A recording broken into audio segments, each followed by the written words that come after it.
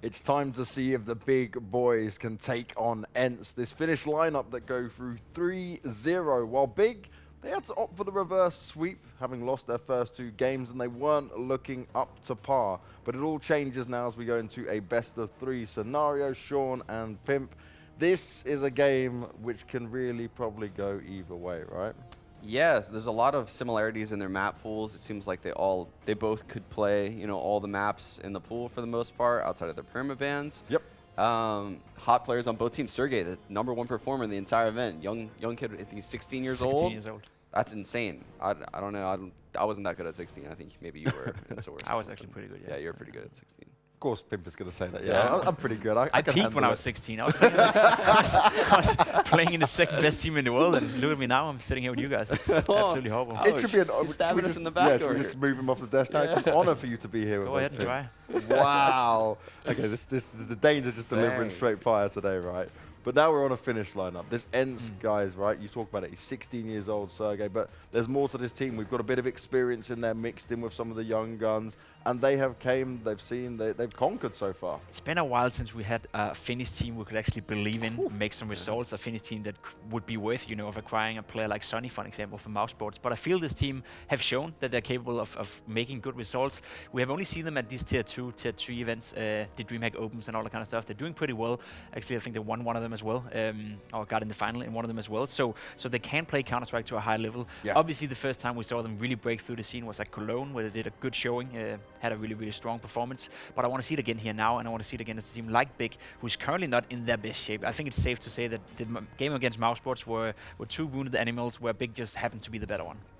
That I got to say, right? Okay, there's a lot of hype around that game, but it was awkward because BIG was so far ahead that it should have never gone to overtime. Like, that was not an acceptable overtime to have. Yeah. Fair enough, yeah, BIG were hyped about it. Yeah, okay, you're beating Mousesports, but they were so hyped about it. It wasn't like they should have even been in that situation. Yeah, when they were up 13-2, CT side train switches half. I'm like, okay, this is over. BIG's Yeah, making done. the playoffs. Mousesports out. This is a little bit shocking. I'm not gonna lie. And then there was a moment in that second half where I thought BIG is definitely losing this game. Yeah. I think Mousesports strung together like 10 or 11 straight rounds on their CT side to open that second half, and then BIG looked like they got comfortable in a mode where they didn't have to run strats, which is unique for a team with GOB as the in-game leader to be able to, we need to play aggressively, look for picks, and we need to win this individually. And that's what they did.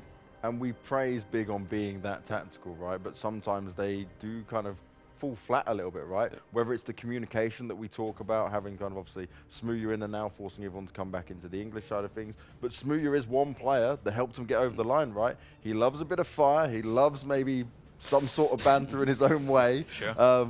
But he delivered when it came to the big crunch of it all. And that's going to be a fun duel to look out for in this one, I feel. Alu against Smooya, because you can't find 2 different people outside of the game than these two. Like, Smooya is this outburst, up-fired guy, whereas Alu, I've seen him smile a few times. We did see it on Reddit the other day as well. So he's like a very introvert guy and likes to keep for himself and just do his thing, and that's what he's been doing his entire career, and he's been doing it fine.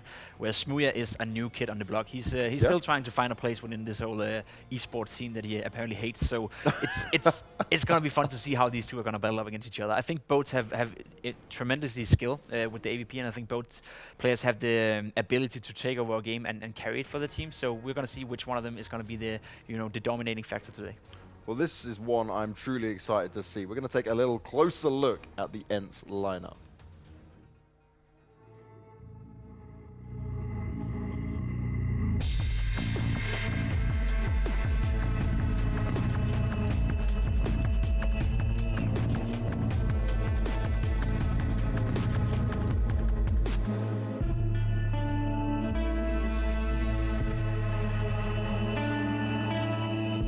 I would describe the group stage in one word: perfect.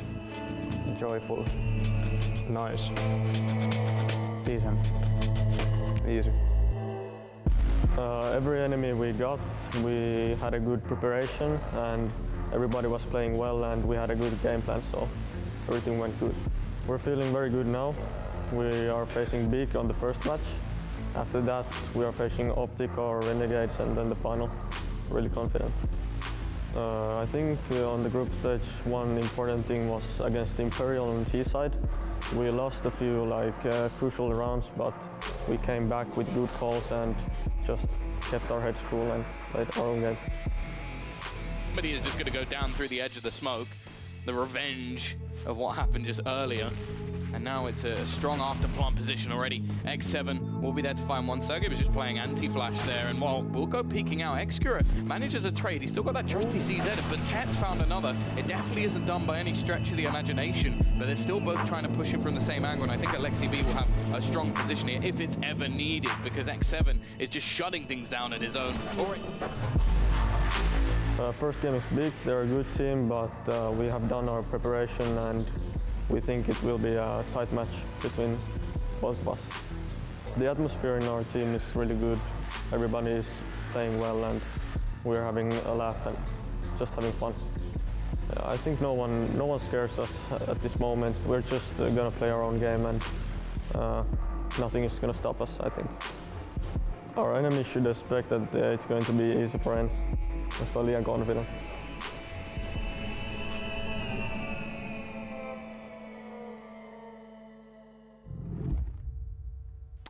A very serious set of stone-cold killers in ENCE. Men of few words, but as we come to expect from Finnish players. Even if you look at Natu, right? He sent us that video. We had a little laugh and a giggle because there was not much excitement despite them going 3-0. They try their best to show it. Yeah, this is a team that doesn't really show a lot of emotion. There are a lot of young kids. And I kind of wonder if, Big starts front running a little bit, Smooya gets loud, they might shut down. That's definitely a possibility. I mean, and that's what you worry about. On the other hand, though, you often see with the teams that are not too loud, they're good at keeping it for themselves and just shut out everything else and just focusing on the game. So it's going to be a test of their mental capacity as well. Now look at this, right? 71 maps in 3 months. These guys play a lot of Counter-Strike. They play. Whether it's online or now going to the bigger events, this is honestly their time to try and make this work and make it shine. And those are some very impressive win rates, 68%, 79%, 71%. I mean, they can play 5-6 maps in their map pool. Surely a lot of those numbers are against tier 2 opponents. Yeah. But I wouldn't say that, Big is world beaters by any means on all of the maps in the map pool. We've seen them struggle on a lot of maps that going into the major, they thought they were a 7-map team. And frankly, they're not right now. So that bodes very well for ENCE coming into this. Yeah, I feel like at this point you look at ENCE and you think, okay, look, you're in a good position. You've had obviously confident games that you've played against. You've beaten Mouse Sports, you've beaten Imperial, and you've also beaten Tyloo. Now, Tyloo could have been a shock factor to them, having not played against that many Chinese teams before. You had the Mouse game, which obviously, okay, Mouse Sports aren't looking good, but they did it on Mirage. That was the bit that got me, because we know how good Mouse can be on Mirage. I think what's most telling about those 3 victories is the fact that they faced 3 different teams as well, 3 different styles of Counter-Strike. Yeah. It's not only facing like a one-dimensional team who just likes to play, like for example, Big is this very tactic-heavy team who just likes to play off each other and play with each other. And they were able to beat a team like Mouse Sports and Tyloo and also Imperial, who play a little bit of a different style. So can they put in a win here against Big? They not only cement themselves as a legit contender for the whole tournament, but they also cement themselves as being, able to play against different opponents and different types of Counter-Strike teams. Because that's what you often see. A team like Big, for example, may perform better against some of the top-tier teams, but if they face a certain style of Counter-Strike they're not familiar with, you might see them fall flat. Now, we talk about this oh so often, right? The head-to-heads and if teams have played against each other before. Big are a team that love to do their prep, love to do their homework, and love to have a kind of bit of intuition on the tendencies that these players show. Now, okay, Big will definitely gone and downloaded demos and stuff before, but this is not an easy matchup for Gob to try and look at and say, okay, how the hell do I break this down? No, it's definitely not an easy matchup for Big because, like we saw, ENCE has such a deep map pool for a tier 2 team in the scene. So it's very hard to know how the veto is going to play out. Yeah. In addition to that, I guess the fact that they had 2 days, they had that day off, Big, right? So that's a lot of time for Gob to prepare coming into this best of 3, which could play actually a very big role. Well, Big, they're a team with a lot to say, so let's find out what happened in their video.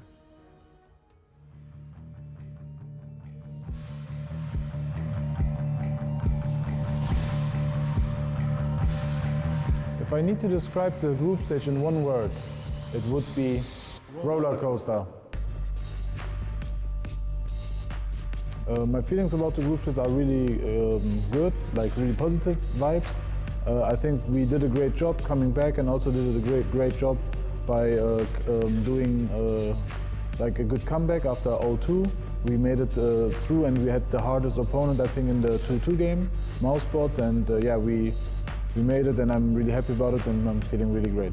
The most remarkable moment in group chats, maybe the win against Mousebots in the end, and yeah, making the overtime and winning the overtime was maybe the biggest moment in the group stage for us. To be honest, the strongest opponents we could have got is maybe ENCE. They're the most strongest team we could play against because we never played against them in this kind of situation. Also really strong is Energy, I think. They're looking really good lately, and yeah, but that's not a secret. But more of the dark horse was for me ENCE, and I think also they're the strongest opponents against us. Our expectations for playoffs are we just go game by game. The first game is really hard. We play against ENCE, and I feel like we can obviously beat them. Yeah, if I have to say anything to ENCE, it's like good luck, and for me it's just another game, and I hope it will be a good game. Nothing like really special shout outs to you guys, but I just wish you a good game.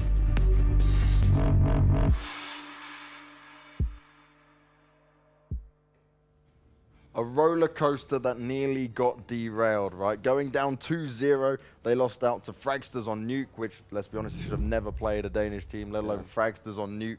Then they went up against Optic and got absolutely dismantled. Then they come back against Complexity, Tyloo, and obviously that crazy Mouse game. But I think the main thing here for the big lineup is you're a team that pride yourself in preparation, pride yourself on the tactical style. Like you said, Sean, they believe they can play all 7 maps, where we haven't seen them play Mirage in the last 3 months at all. So where does this go for Big? And also, they haven't played anywhere near as many games. Yeah, I do think best of ones are a little bit difficult right now for this team, because they're like that restaurant that serves like all kinds of food, like pizza, chicken nuggets, and steaks. They're all going to be pretty crappy, but they have nothing that they can go to in best of ones, in my opinion. Like, they have no map that they shine on. But in best of threes, I think a team like Big shines because they can play all the maps. So regardless of what you pick against a team like Big, you're going to have a tough opponent. I definitely agree. I mean, the big thing surrounding this Big team is probably their own self-understanding as well, in terms of they think they are a much better team than they're actually performing than right now. I feel like when you talk about them and when you talk to them, they think they should be a consistent top 10 team in the world. They think they should be able to beat pretty much every team in this tournament. And obviously it's good to have confidence. I'm just at a point where I right now would love to see that, consisting and resulting in consistent performances at LAN. Because one thing is, doing good at a major once every second year, as they're doing right now. Another thing is consistently producing those results at every single tournament that attending. And to me, it's just a little bit, it's starting to annoy me a little bit that they think they are so much better than they're actually showing right now. So I want to see them go in here, and I want to see them dismantle ENCE, and I want to see them play up to the level that they think they are at themselves. Otherwise, for me, it becomes a little bit hard to believe that Big is actually... It becomes hard for me to believe that Big is as good as they want themselves to look and sound. Now, there's one of these things I have to bring up here about Smooya, right? We're going to address the whole screaming side of things. And Smooya's mum tweeted out, she said, "I've been listening to Smooya for years, lost count of the times I've told him to shut up. It's not disrespectful, it's just what he does, the weirdo." So his mum is even very much aware of his weird tendencies. Yes. I do love me some Smooya. Like, honestly, he is so entertaining to me. Exactly. He has huge balls, like, in everything he says. I'm glad you know that, Sean. You've been looking. Well, I do know Alu has huge balls. I've seen them personally. I think many people on the internet have. But, so yeah, Big bans Mirage. That's their insta-ban. And ENCE is going to probably ban Cash. Yeah. So we know that those are going to be their bans. And this is where it gets interesting, because both of these teams play Dust 2, and Big thought that they were the best Dust 2 team in the world at the major. So I'd be shocked if they didn't pick Dust 2. Pimp's laughing when you say that. Sound like they think they're the best Dust 2 team in the world. That's just, that's a statement coming out from Big right there. But shouldn't that be how they approach the game anyway? Like, you need to feel that confident in it, or you guys think it's too much? Overpass. They have a 100% win rate on Overpass, so in that regard, that makes sense, obviously. And I think Overpass is one of the maps they haven't been allowed to play in those best of one scenarios. That's why they haven't played it more. So I was actually thinking Overpass or Inferno even could be a rise pick for them. Nuke coming in from ENCE, that's a straight up punish pick, I feel. They're trying to put it down and stop it down in Big throat, right? Because they saw against Fragsters that Big were not playing up to their normal potential on Nuke. But again, Nuke is a map that Big probably thought they were top 5 team on in the world as well. So again, I'm not too sure whether they're happy or unhappy about that. And the one thing is, when you look at ENCE on Nuke, their win ratio is ridiculous. They happily play into it 11 times over the last 3 months, and are over 60% win ratio on it. So a confident style. Yeah, the last map's going to come down between Train and Dust 2. And honestly, I would imagine ENCE is going to side with Train, based on what we've seen out of ENCE so far at this tournament on Train, and knowing that Big is an extremely strong Dust 2 team. But they're also very good on Dust 2. ENCE has picked Dust 2 in several best of 3s. So honestly, it could go either way for the third map. And they've played it a ton as well. You're talking about Dust 2 for ENCE 14 times. But they actually decided to go with the train pick, which makes perfect sense. It's probably stronger for them in relation to Big. It's their best map, right? Yes. Yeah. So this is looking good in terms of the veto, almost how we expected it to go. Who are you siding with in terms of just who won away and got ahead of that veto? I think both teams are fairly happy with the veto. I don't think Big can be unhappy. They got overpass, and I think that's sort of like a sleeper pick for them. As said, they only played it twice the past 3 months, but I feel that's because they haven't been allowed to pick it more against any of the opponents. You see on the odds from LootBet here as well on your screen. It's not like one team is heavily favored. I'm actually a little bit surprised that they favor ENCE that much. I will say it's a close game for sure, but I think it's much more close than the odds are given out right now. Yeah, I think that ENCE picking Nuke right there, that threw me off. I did not expect them to pick Nuke. And knowing what I know about Big on Nuke so far, I've seen that complexity loss, seen their loss against Fragsters. They aren't world beaters on Nuke. I thought they would be much better as a tactical team on Nuke. They're just not. They're not a very strong Nuke team. So I think ENCE won the veto there. So with this first map of Overpass, we spoke about how good Big can be on it. They've played it twice recently. Beating Renegades, okay, but beating North is quite an accomplishment to have there. While ENCE has also played North and lost out 16-8. Yeah, it's quite different, you can say. ENCE haven't picked up a win against any good team, as you can see on the screen. Losing to North and losing to NIP is not a bad thing necessarily, though, because those teams are super well playing on a map like Overpass. But I do believe that the Big, they just haven't been allowed to pick Overpass more. It is a map they're feeling very comfortable with. It is a map you don't want to play in a best-of-1 scenario against a team like Big. So it's not necessarily a big surprise to me. I'm just interested and looking forward to see how much of a fight ENCE can put up. Because I will say, I feel both the map picks for both ENCE and Big is favoring the team picking the map. So ENCE is most likely going to win Nuke, and Big is most likely going to win Overpass. Leaves us with Train, which is a map that ENCE are feeling super comfortable on right now. Whereas for Big, you know, we saw it against Mousesports the other day. They can play a hell of a CT side, but the T side, super lackluster. So from what you're saying there, Jacob, I believe you think this is going to go to 3 maps now. You are a as well. smart man, James. So is there any world in which we say that, okay, ENCE or Big could try and run away with this if they get off to a good start? Because one thing you'll say about Smooya, right, for all the things that Gob said in interviews in the past where he's like, okay, look, he's still learning, we're still adapting to kind of him learning this very different style because he comes from obviously an incredibly weaker and loose UK CS, right? I can get away with saying that. But I'd say when he gets going, this kid pops off. Yeah, indeed. So Big is lacking as far as the firepower is concerned in this matchup, right? I mean, Tabson has carried them along with Smooya throughout this event so far. Nex has had a little bit of an up and down event, which is very Nex-like in his career, actually. Tizian impressed a bit, though, on the final game against Mouse. He did step up when needed. Yeah, he did get a couple very big entry frags, actually, especially at Ivy, working up as on the T side. But, I mean, ENCE has some of the strongest players at this event. If I were to say like a team could 2-0, honestly, based on the fact that Big plays Nuke, you want to say that they could be the team that 2-0s here. But ENCE has the firepower to steal the map of Overpass.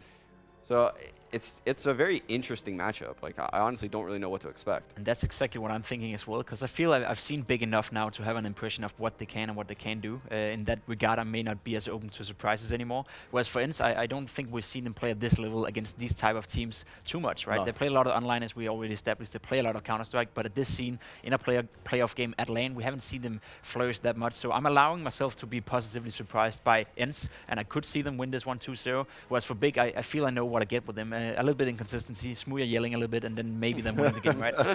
It's the same over and over again. A little bit is a bit of an understatement there, especially when it goes by Smooya. But Would you say the pressure as well here is massively more on Big, because most people wouldn't have expected ENCE to be in this situation here? They've obviously coming into this with like a very comfortable manner. I think for the public eye, I think both teams are rated fairly equal. Yeah. I think for Big themselves, as said, I think their self-understanding of how good they think they are is a little bit out of this world sometimes.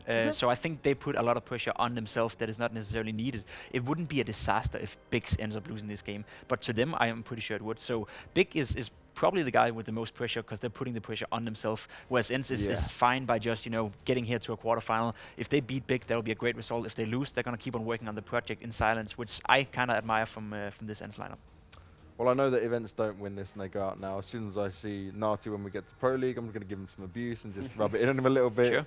Stab him in just a few more times. He almost deserves it. Yeah, exactly. You gotta make sure you put him in his place every now and again. I'm sure he'll be giggling at this, but Big, okay, they talk about the preparation. They've now had this whole day off. They had the time to get ready for it. Surely this is where they should excel the most. You would think so, but that Mouse Sports game was the one that they probably prepared the least for. But that was their best performance of the entire event, in my opinion. So, and Big, based on how they feel about themselves, like Jacob said, they think they're, you know, a top 5 team in the world when you talk to them. They're a little bit delusional in that regard, which means their scrims must be going gangbusters. They must be absolutely dominating people at home in scrims for them, because why else would they think that? So maybe when they lack preparation, they can just, you know, play loose. That's when they're more comfortable. So maybe this could actually hurt them, surprisingly. Like, I don't even know what to think about this team anymore. No, it's tough. I feel it's talking about this team is always fun because you never, like, you know what you're gonna get, but you never really know like how much of the stuff you're gonna get. You don't know how much of a smooth you're gonna see this game. You don't know how much of gut B and all the tactics you're gonna see, but you know they're gonna be there. So it's sort of like a package where you have a good idea of what you get, what you omit, but you're not necessarily sure what the quality of the package is. And that's how I would like to phrase this Big lineup. Now, obviously, there was a lot of drama after that Mouse Sports match, right? Because Chris J was pretty tilted. We saw the comments and stuff, and We even saw JW coming in. yeah, it was a real heated back and forth. Now, the main thing I see there as being kind of like the overwhelming problem, at least for the big guys, is you've put yourself out there on the firing line, right? At so least now we got you have to deliver. At least we got 500 euros donated to some sort of charity, right? It was actually 1,000. Was it 1,000? Huh? Yeah, because Duncan matched him. Oh, there we go. Damn. Yeah, Oh, big spender Duncan, of course. He's Yeah. not here right now, but he just likes to ball out all the He's time. got Skrilla to burn. I mean, that's the most we can take away from that. I don't feel we need to talk about that. That's, you know, it's cool that players have internal rivalries, and we may need that a little bit, but it has to be in a respectful manner. It has to be in a manner that doesn't make all the guys involved seem like they're a bunch of kids, and that's what I dislike about that situation, basically. But you like the trash talking a bit? I see I people love it. saying, I do. yeah. Back in I the days love when it. we were playing, you know, Yes. in our young days, we would stand up against each other, There's a lot yell of to each other's face, and just, you know, have fun with it, and we would shake our hands after the game and say, well played to whoever won. Yeah, as long It's as not it how it works stays in today. the server, right? That's Yes, the main exactly. thing.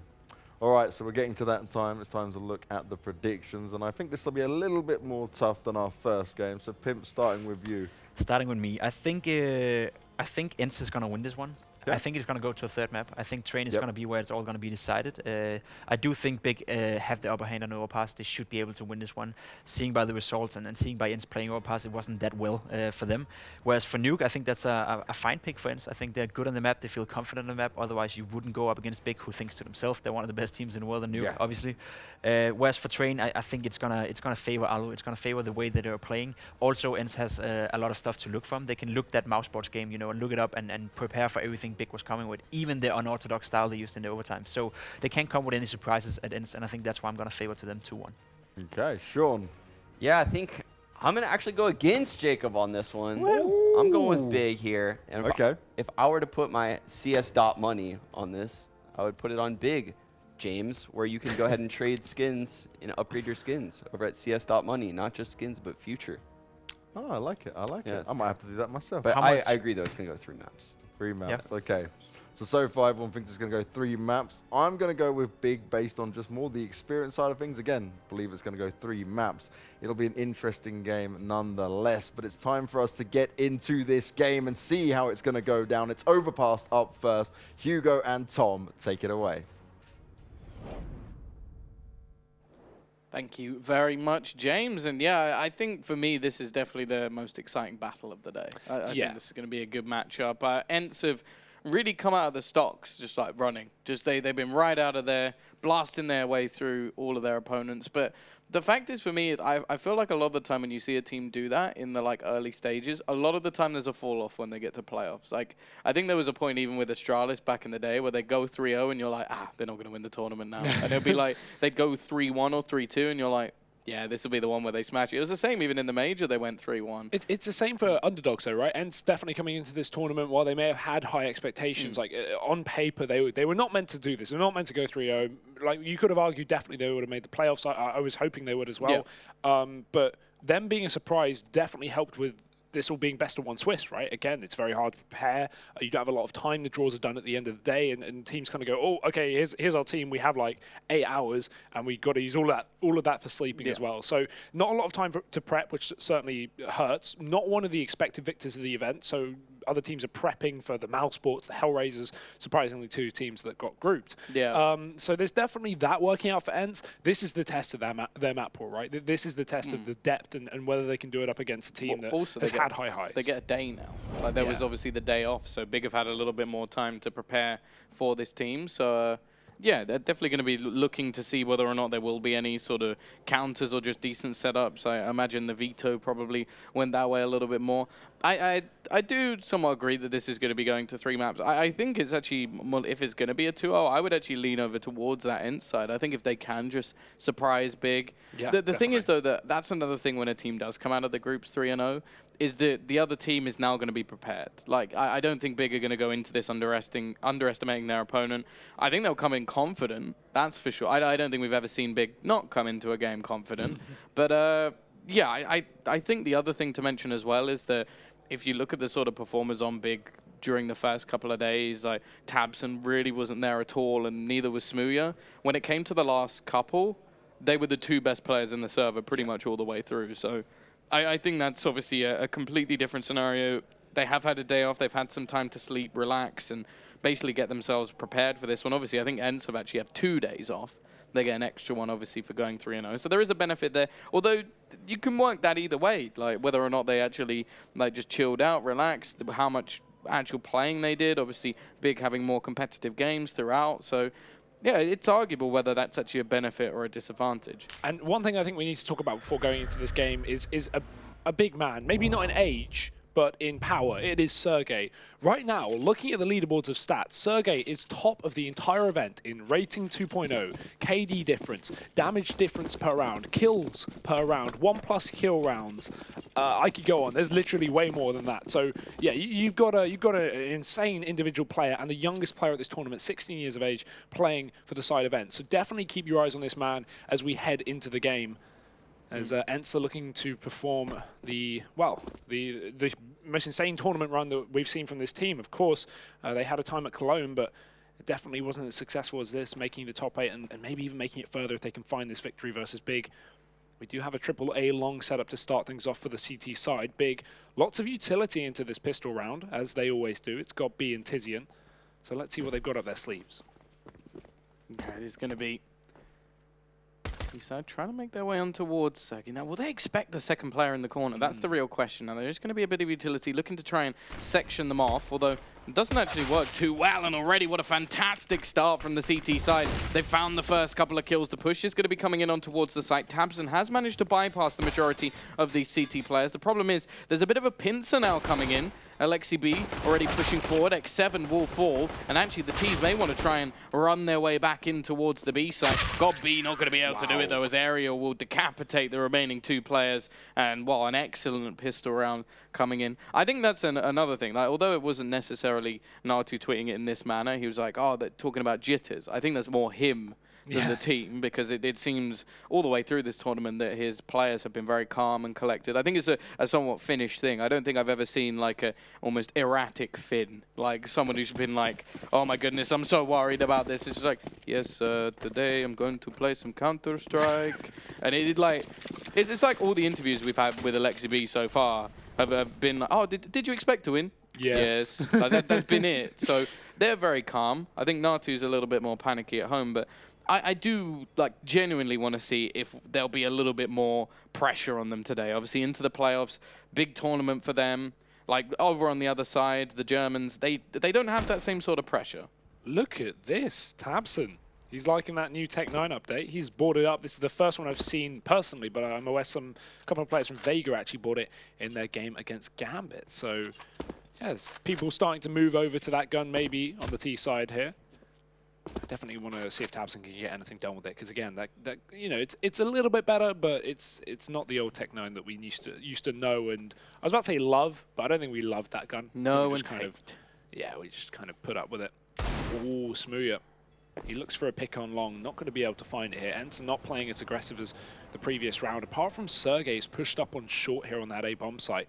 He's playing anti-flash, ready for any push to come out of the front door of the toilets, as well as Alu is only jump spotting back on long. So Sergey doesn't really have a lot of support here, but Big haven't fully forced. There's only one armored player, so this SMG should be perfect at finding these opening kills. tabseN stick to the CZ. Sergey's already taken him down. And Smooya not going to be going forward to trade this one. Big going to rotate that bomb back up from the connector, and one by one Sergey starts to pull them apart. Yeah, I think this man is, I believe it's put on Twitter that Config's someone in the running for MVP. I think if there's going to be anybody else, I think this man is definitely up there. Obviously, it depends how much further they go within the tournament, but... Oh, actually, this is a problem. Oh. TiZiN bought... Oh, if he dies, it'll be even worse. But the thing is, it's already bad. Like, it's already bad. That's not the first time we've seen Alu jump by accident. Do you remember that A-site Mirage clip against Mouse? Where Scroll wheel? Yeah, scroll wheel, yeah. Finger maybe moving over from the click to the spin. Never fun. But luckily, it won't have any consequences. It's bad for like most players, but it's even worse if you're an AWPer. Yeah. Because like, although like obviously if you jump while you're spraying, it's really bad. At least you have another shot. Whereas if you miss with an AWP, you've got that sort of kickback time, and it can really be painful. Now we're going to see a bit more invested here from the T side. TiZiN obviously has the problem that he did actually save by accident. So he doesn't get any money, and has only been left with $300. So. Look at that goblin angle from Sergey. Look at that angle. He's positioned so he's got a tiny little gap in through the wall to spot anyone pushing into toilets, while also not offering himself up. Like, he gets so much information from that position while also holding down short. If you look to the right here from Sergey, he can see through that black part of the wall with its connection to the toilet door. That is a goblin angle, and I'm a big fan. I think that's something you see a lot from like the youngsters, though. Like the talented youngsters always seem to just find things that other people don't. Either way, still next to nothing in this round for the T side. They're just going to be looking to try and do a little bit of damage, while Sergey will be attempting to pad his stats, although he's already being cornered and will actually fall. So a little bit of extra damage done. Ali will be on the site alone. Not known for his rifling, but still doing a pretty good job so far, at least, of cleaning up these remaining players. Will actually fall, and Smooya spamming away. Won't get anything done. It's the LexiB, the IGL, closing out the round. They are going to look to try and retrieve the remaining rifles, but it looks like at least 1 or 2 were lost. Now here's what we've been waiting for, the rifles from Big. Let's see if they got anything on this T side. Well, rifles, not full rifles, because TiZiN's going to struggle after going down after time. Big's still the favorite here, according to loot.bet, and we're early, so let's see. Again, this is their map pick, so we're hoping for something here. TiZiN on a pistol, that's never fun, but let's see if Big can find anything from it. No AWP just yet for either side. ENCE still running that bonus round. They've got 1 SMG on aerial. Plenty of cash in the coffers to rebuy if Big do get themselves on the board. Smooya's up towards this playground position. Alu pushing through the smoke. Oh, Smooya's setting up a nade. Alu could push through right now and catch him completely off guard, but he actually sneaks instead. Oh, Smooya has no idea. He's going to get blindsided, but tabseN comes up from the back and takes down Alu. That's so important.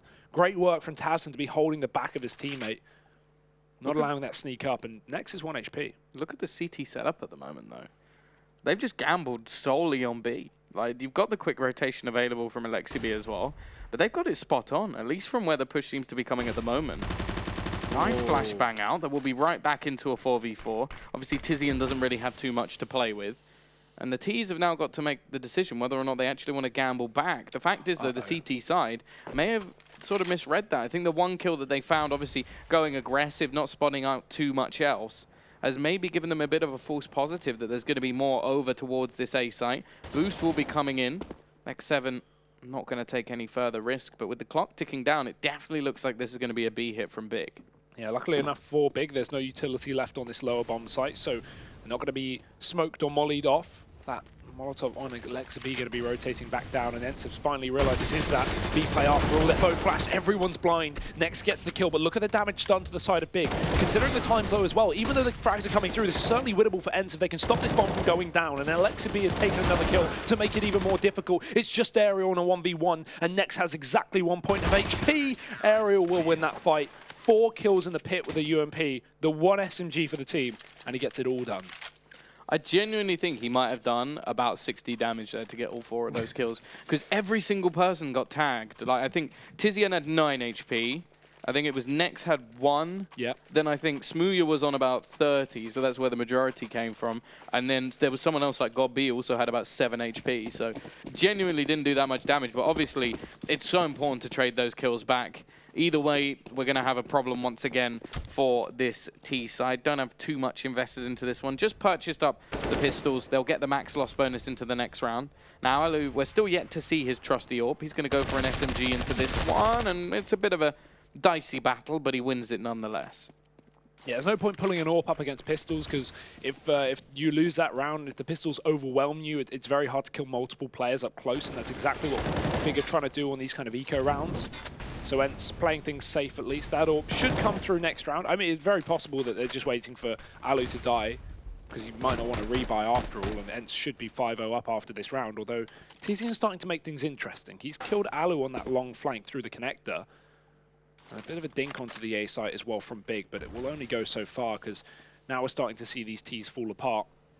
Only 2 left up for the T side, and ENCE are just holding on to this site, not overfacing. I like this setup, but all 3 of them are watching long right now, so they have to be careful.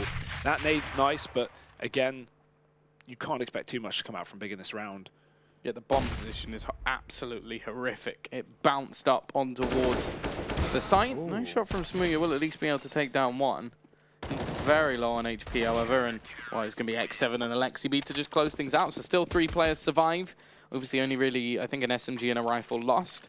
Alu can now purchase the AWP if he so desires, which I would be quite surprised if he didn't, and well, there it is, straight away. Smooya will also be able to get his in play and drops the head armor. He's able to get a lot of utility because of it. One thing that's nice that we kind of commend ENCE for on their T side is their ability to slow down and kind of regroup and make sure they know they're all on the same page after finding a pick or losing a player, for example. It's nice to see that the same on the CT side there, right? They're not overfacing on the site, they're just playing safe, making sure they have you know, all the guarantee to win that round and not letting Big get in their face or force kills with the Deagles. So ENCE playing very slow in that anti-eco war result and then pulling all these guns forward. And now look at this aggression from God B. It's going to be into a 4-man setup on B, and 2 players close as well. Sergey spotted. Will they get aggressive? The flash is over the top. God B's not blind, and he's going to run back anyway. He sees 2. I like that as well. The wallbang comes out from Alexa B to try and catch off God B's retreat. And although it doesn't find a kill, a lot of damage has been done. That nade, the same story.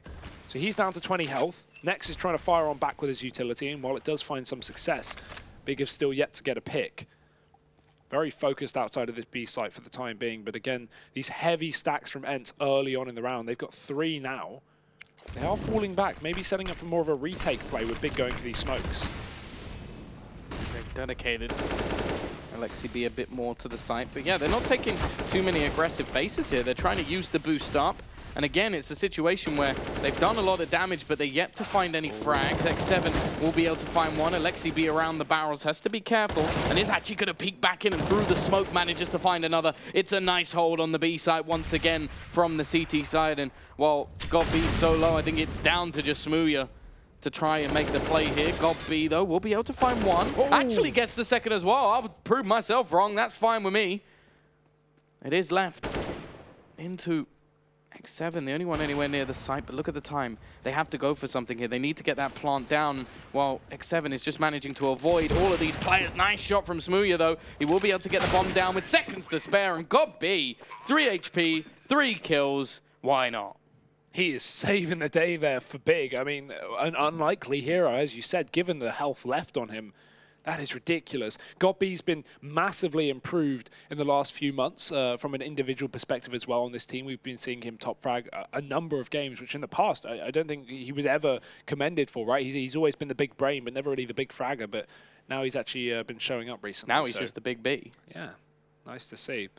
Again, ENCE still have money, but unfortunately for them, they lose that AWP investment after the first round, and they don't have a huge amount of cash, right? They're only getting $1,400 loss bonus off of that. So, you know, some players will be okay. Well, actually, one player will be. That's Aerial. Everyone else is kind of on the edge of things. So I'll be interested to see what the decision is here from ENCE. We've got players on 2,500 in this round, so yeah, it's really not the best situation. That's why we're seeing this short break. ENCE want to try and bounce back off of this, and if they do force here, if they do win this round, which I would imagine they would buy into, they can reset big, because only 2 players are surviving in that previous for the Germans. I will say as well, and another thing that's always been quite prominent with this big roster is that a lot of the time they do put Smooya and Godby together when it's on like site defenses, and they do seem to play very well off each other. Whether it is Godby setting up Smooya or the other way around, they just seem to have great synergy. So yeah, brilliant clutch from them. I think that was a 4v2, so yeah. Mistakes made, obviously, by ENCE, but at the same time, props have to be given. AWP has been dropped into the hands of Alu, so he'll be given the space to play in this round. Hasn't had the best of starts with that AWP, and Smooya is on the other side, which is always one of the win factors a lot of the time when it comes to this big side, is that you need this man to step up. The one Brit within the sea of Germans, and Walt, he is going to start things off with the kill onto Alu. A great start into this round, and with a minute left on the clock, they have plenty of time to try and force this through. Very ready for that angle as well. Bit of an off position to take with an AWP, just towards that connector, but nice spot from Smooya. Problem is, again, ENCE, they were relying on that AWP. They are severely under-equipped for this round. No real utility left. 2 smokes and an HE with some flashbangs. But no kits. Only 1 M4 in this entire buy. The only positive is there's only 30 seconds left, and that's why ENCE are getting aggressive. If they can get in the face of Big and keep them from getting close to this site, this could certainly be a round for ENCE. Nice flashbang. Does Smooya check things? Sergey's mouse goes crazy, and he'll look up in the sky. Smooya gets a kill as a result. The next 7 can only find a single frag. Aerial is too far away to stop this party of Big as they take over this A-bomb site. Tizian's even spotted the flank, and Aerial, he's run. He's gone. What on earth just happened? That sucks for Sergey, man. I hate it when nice bugs like that. Yeah, wow. I don't know what mouse he uses, but don't buy that one.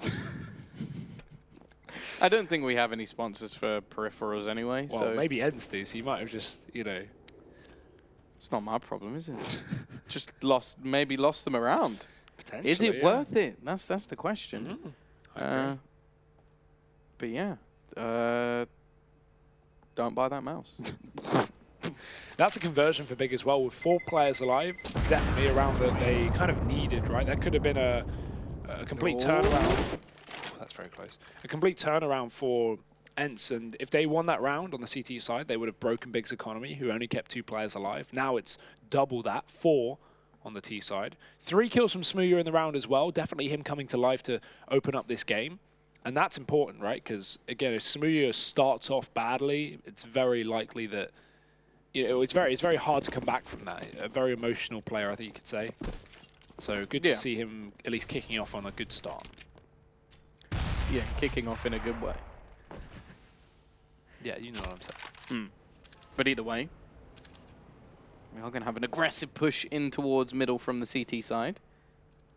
Smooya on the other side. He's only got 1 shot to take, so he's going to be overwhelmed. That's an AWP into the hands of Alu as well, which is not really the man you want to be having this weapon. Although, in all honesty, he probably should just save it. The remaining players over on the CT side can go for a little bit more aggression. Sergey does actually hit a dink onto Tabson. And the thing is, a lot of the time, like, the dink may not actually play that much of a part in the round, but it can mean that Tabson's not going to hunt as much, not be as aggressive, because he is fearful that he might hand an AK into their hands as well, which not really going to be any better. Don't be silly, Tom. Now they do have Alexi B just waiting around the corner. Doesn't manage to connect any shots, and Alu, that flashbang is so perfect. Leaves him completely blind. Tabson will in fact take the last few kills of the round. And it is now going to be right back in this for Big. Now, there should be a purchase coming into this one. However, there won't be an AWP. There won't be a lot of utility. And it will be a somewhat bare bones buy coming in from the CT side, unless they're going to go for more of an investment in towards those SMGs. Now, by the looks of things, yeah, a little bit of a tactical pause. Definitely understandable early on in this map. We expect quite a lot to come out from the CT side of Big. Obviously, this is their map choice and one they are expected to win. So, in all reality, you don't want to give them anything here. You don't want to give them a chance to build up money. You don't want to give them a chance to streak these rounds together. And in terms of cash, at least, Big are doing fairly well early on in this matchup. The only worrying thing is, again, like the fairly good map pool for both teams in this best of 3, but this is a map that ENCE don't really play a lot. Like, while they have some success on it, it's not one of their most played maps, like Mirage or Train, for example. So to see this come through is definitely favorable for Big. Whereas on the second map, Nuke, that's far more of an equal ground in the sense of, yes, ENCE are very good at it, but Big have no fear of playing Nuke at all. So there's always that to be worried about if you are ENCE. Rifles into this one, and Big, again, a fast play up towards this B bomb site. ENCE love going for these quad stacks early on into the round because they know it's so easy to go for a B rush, but you rarely see a fast A play, and even if you do, ENCE are going to have the information. You can check long from the back of A site, you can have a fairly good sight towards short and toilets, so you can call for rotates, whereas B is far easier to overwhelm quickly into the round, and that's what Tizian tries to do. He's bursted through. They know he's here. We should be seeing ENCE flash their way in, but oh, he just burst through at the right time. A 1-for-1 for Tizian, and that's a shot through the smoke from Nex up on short. That's opened up this site now for Big. There may still be 2 players here for the side of ENCE, but things are starting to get hot and heavy. Big are all over this one. Good utility usage in response, but no kills are coming through. Finally, Alu dropping another player, but he's traded instantly, and Sergey's all that remains. With 9 HP and 2 kills to his name, it's a 1v1 versus Smooya, the young gun of each team up against each other, and oh, Sergey's going to find it. That's even an AWP dropped on top of that. What a fantastic clutch from Sergey. Yeah, they're just so low on HP, and to find 3 players as they try to finish off this round. Obviously, Smooya at the end with an AWP. I didn't really expect him to win that one, I'll be honest. But the fact is that's a massive round to come out of nowhere. The problem is, though, for the CT side, 1 player stays alive. Their money is not going to be good going into this round. The T-Sat come back right away with a big buy. They've got the AWP, they have utility, they have the AKs. And they now have a good chance to just reset ENCE once again. So the pressure definitely isn't off. Of course, Alu's actually able to get that AWP. I believe that will have been dropped over, probably saved from the previous round. So at least that's something. But at the same time, it still leaves a lot of limitations, like a couple of umps. Triple boost up on B, though. Look at this. I'm not sure who that is over the top, but they are checking long. They're getting a lot of information from that. CX7 has full view of where Tizian's about to position, and this could be a free kill. Or Tizian's backing up into his own demise, and little does he know, X7 is above. Nice frag from ENCE to start things off. You rarely see that, because it's very, very hard to commit 3 players to short. But hey, ENCE have been going for these quad stacks, and yeah, that's Tizian's face after that death. I don't blame him. Alu needs to be aware of how aggressive tabseN is on long, and if he gets flashed in from Smooya, this could be a dangerous attack. Moving forward, Alexi B seems a little bit slow to react, and actually he's taken 2 kills in towards the site. Alu, the only defender as the rotation looks to come in, and while he's been wrecked by the Molotov and forced out of spot. Back in from X7. Done quite a lot of damage onto tabseN, but he still remains around the angle, and the Molotov will force these players back. GodB with another headshot to turn this into a 4v2. And again, it's the same scenario for the CT side. They're doing damage to these players. They're just not winning any of the duels. Finally, one of them will go their way, but Alu's already gone, and Aerial is just going to have to join his teammate. It is a bounce back from Big. The problem is there for ENCE is they double jump spotted long, and they got a false positive that it was clear. Little did they know, tabseN was so pushed down that they actually couldn't see him from that jump spot. He was close to that right wall. So that's why we didn't see Aerial turn around, because 2 seconds ago he spotted long and there was no one there. So even though he doesn't hear the footsteps from tabseN, he's just thinking, oh, long's okay, I don't have to worry about that. Focus on the toilets for now. But no, Big are going to be able to overwhelm it. And all on the back of tabseN. Great flashbang to pop him in, and a nice couple of kills to make it work. 6-4 now for ENCE. But Big are slowly encroaching on their heels. That's a reset after that one round from Sergey, the clutch on the B bomb site, and because he was the only player surviving, here's why we have the lack of money that we do. Alu's saving, as he's got that AWP still brought forward, and everyone else on pistols. Big, looking to maybe speed up the pace here. Yeah, right into that B site they go, and while Alu has got a hell of a lot to do, already he's dead within the first few seconds. The pistols will try and do a bit of damage, but the fact is they're so far out of this round already. The AWP dropped on the site, and the remaining players with not too much to try and fight back with. It looks like Big have risen to the occasion after losing 5 rounds in a row at the beginning of this map. They're about to get their 5th on the board as well. If you're ENCE here, you probably just want to save. Like, I understand holding these exit positions to stop Big from getting aggressive, maybe grab some rifles. I like that from Nexter as he AWP out the map. But yeah, you don't need to challenge here. You don't need to try and retake, because this round is over. Big have definitely won this. And if you're ENCE, you have another eco coming up anyway. So hold on to these pistols. Just use them in the next round. You're going to get that loss bonus start to build up here on the CT side. But for now, Big, yeah, an impressive display on this T side in the past few rounds. We may have had a nice early lead for the finish. Oh, that's awkward. X7 goes down after it goes down to the bomb. He didn't have armor as well, so that bomb chunks way more than if you actually do have armor. But yeah, despite ENCE's early start to this map, Big has certainly bounced back in a good fashion. So lots of money now being built up for the T's as well. And one more eco, but because Alu saved his money in the previous, he's going to be able to buy that AWP into the next round. And he needs to start winning some duels versus Smooya, because right now, this is all Big. Yeah, Big just running away with it at the moment. Still ENCE in the lead for now, but well, I say for now because I don't think that's going to be lasting very long. They're going to try and throw in another boost, and well, it's always Tizian. He's always the one, but he actually survives this time. Alexi B looks like he's going to go running to try and find that trade, and I imagine he'll be able to get it, which is something. Knows the next is coming, but Gob B was still a surprise. Tizian's just the unlucky. Well, I wanted to say duckling, but that's not the story, is it? Yeah, they don't quite call it the unlucky duckling, so maybe not. Big almost just walked straight into B there. They're going to reconsider now, maybe expecting the stack. And again, after the triple boost, you know, very perplexing why you would just walk straight into a site when you know ENCE have deconstructed that boost and therefore may have 3 players still here. That isn't the case though. Sergey's alone defending the toilets.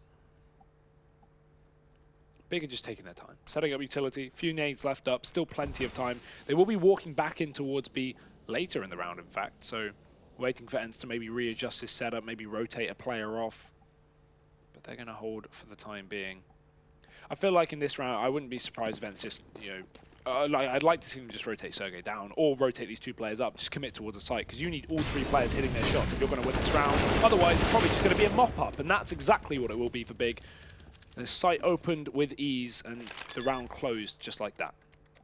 Yeah, Sergey will at least try and do a bit of damage onto the T side. Try and reduce the amount of money that they already have building up. There's quite a bit of cash in the bank at the moment for the T side, and it's only going to get bigger if they keep these 3 players alive. Smooya will take a shot, but returns in suit as Sergey hits the deck, and it will be 6 and 6. CT side can purchase once again, and Alu has saved money. Obviously, having that AWP in one of the rounds definitely helped to bring in extra cash here. Hasn't had the best game so far with the AWP. I think that actually he's been doing better when he hasn't had it in hand. So definitely looking for a bit more of a step up from him, especially as a counter to Smooya, because Smooya has been very good so far. Yeah, 11 and 7 right now. Top of the board alongside Tabson. And those are the players you want, right? These are the guys stepping up that you need for Big, and they've done it early as well. Alu's here with the AWP. Tabson on the other side. And only 1 player here, so definitely a chance for Alu to get an early pick, but he doesn't want to stick around that position for too long because you get very exposed. The longer you wait, the more chance that not only T's can come up the connector, but they can wrap playground, and things can just get a lot more difficult. Big again, setting players up on B. Aerial spotted Smooya there, so he knows this AWP is around the B site, and that's why he's backed off, because this could be a very dangerous fight to take. 1 shot potential with the AWP. Aerial doesn't quite have the same luxury, and Smooya, he's creeping in. He's looking for the pick, misses the shot, just flicks a little bit off to the right, expecting the wide peek, but ENCE get away with that. They've got some information. The flash goes down on long once again. Aerial won't see anything from it. And in fact, Big are actually backing off here. They don't want the B site anymore. Yeah, still got plenty of time. The rotations on this map, not particularly long, although they will go all the way through spawn, which takes a fair bit of extra time. Alu and Sergey in a little bit of a bait and switch, with Alu looking to try and take that first shot and leave his young partner with some distracted T's. Next going to be peeking the angle. Shot will be missed. Sergey still just waiting in the corner, but he was spotted. Wasn't hidden enough. He's been caught out a couple of times now, and Alu is now going to be the man left to defend. He misses the shot. Alexi B, though, he won't. He finds a couple of kills alongside X7, and the rest of them look like they've stepped up. Tabson is left all alone. And look at the time. 10 seconds left on the clock. He's got to go running back for that bomb. I don't even think he has time to plant the bomb anyway. He would just have to run straight back, and Alexi B is ready and waiting. It's been a good performance from him, that's for sure. But a little bit quieter from the men we expect to be the stars. Yeah, right. That's unfortunate. They go down straight away. Luckily enough, it is traded, and that's down to this constant probing on the B site. We're continually seeing ENCE peek out onto short, flash away into long, try and play for this information on CT overpass, which is so valuable, because if you get B short, for example, to CT, you can do exactly what they did. Fast rotate up that connector, get behind Big as they're going for the execute, and just win around based on that. So despite the 5-on-3 that Big initially have, it's instantly traded back thanks to the aggression. We will have, again, this same situation for the CT side, where they managed to win themselves around, but the reset is looming. And they do have some limitations in their purchase here. Again, we see a FAMAS and a UMP. Now, we've still got this AWP in onto Alu, although it's a pretty costly weapon to have in play, considering the level of impact that's been there for it so far. Again, we have Sergey still looking to try and aggress over towards this short/toilets position, but the fact is he's not been doing particularly well with it too far. Again, I feel like a lot of the frags that we've seen from him have more been in eco situations. There was the one play over on the B site where he managed to get 3 kills, but other than that, he's been fairly quiet, which is again a worrying prospect for ENCE, as he is the man who's been leading the charge throughout this tournament so far. Obviously the highest rated player in the whole tournament. Smooya boosted over the smoke. Now, he's pretty much won this battle versus Alu every single time, and Sergey is going to be caught out completely. The aggression he's been throwing in has been failing almost every single time. He's left with just a little bit of help. And well, he's going to go for the peek. He manages to still find one. 25 seconds left on the clock. Alexi B is well placed, and he's doing amazingly well. A double on the site, and again, the clock ticks low. It doesn't matter. Alu will close it. And while Alexi B, he's giving himself a little bit of a run in this tournament. 15-8 for the IGL. What is it with IGLs in this tournament so far? It doesn't make any sense. Leading the team, leading the scoreboard, he's doing it all. It is a consistent thing to see this entire event. I don't know why, but I'm absolutely loving it. The thing is, he has been one of those standout players on this team as well. While you have the typical stars like Alu and Sergey, Alexi B, I would say, is in that third best spot. He does frag a lot, but this is an important time for him to be showing up. 15 kills for the man himself. 8-6 for ENCE, bigger back to basics, and that means this B bomb site. They don't have a lot of utility, so it does make a lot of sense as well, just trying to throw a couple of smokes in to cut off those CT positions. And one little smoke that ENCE have been using when Big go for this B site, I quite like, is a close barrel smoke that cuts off the position from barrels to pillar. That can be a horrible angle for the CTs. Playing in that kind of pit water position. So throwing that close smoke that I hope we'll see again from ENCE if Big go for this execute gives ENCE a lot more room on this B bomb site. So Big spotted again on short. Alexi B playing this information game. Will ENCE decide to rotate down, or do they get aggressive on A? For now, Alu going to begin to move down through the lower site, and GotB just flash straight out. Again, the flashbang is good for Aerial. He gets away with 1 kill. GotB is traded, and they have just overrun this site. ENCE have not been prepared for the push. Massive entries from GotB.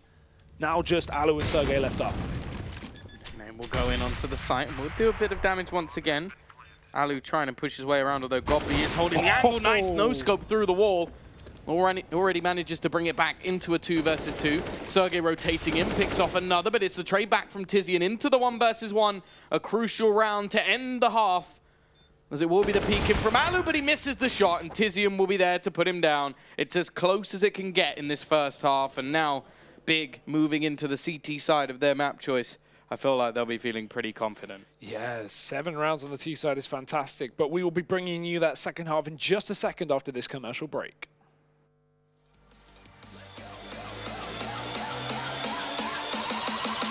We're back from the dead.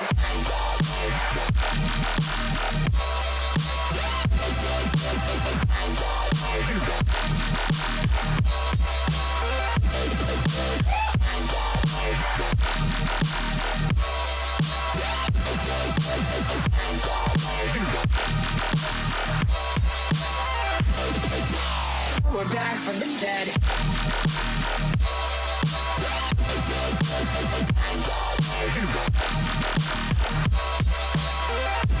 Hell yeah.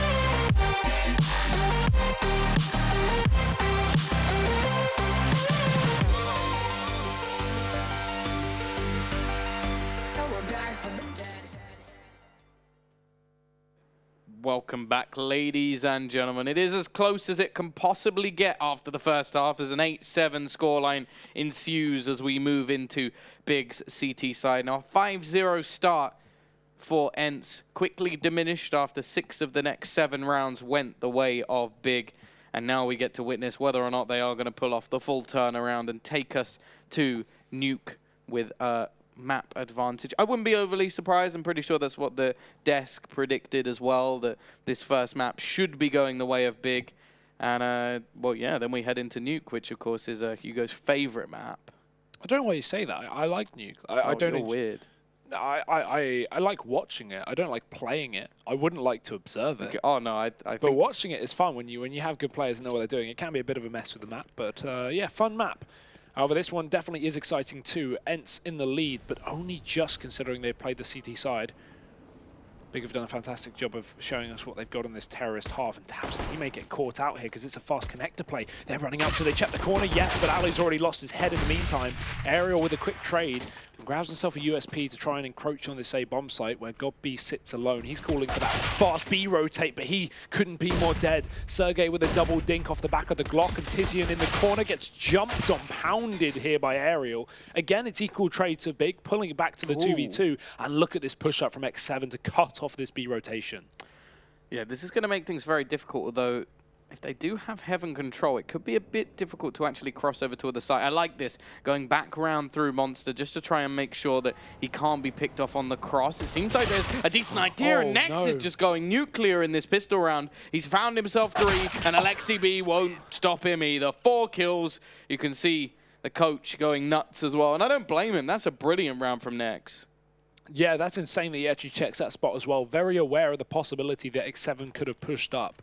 And I like that from ENCE, actually. It's kind of like a reverse, play on what you usually see, which is like the fast long push down connector towards that B site. Instead, ENCE go connector up to A to force the rotate off of B, only to sneak a player in.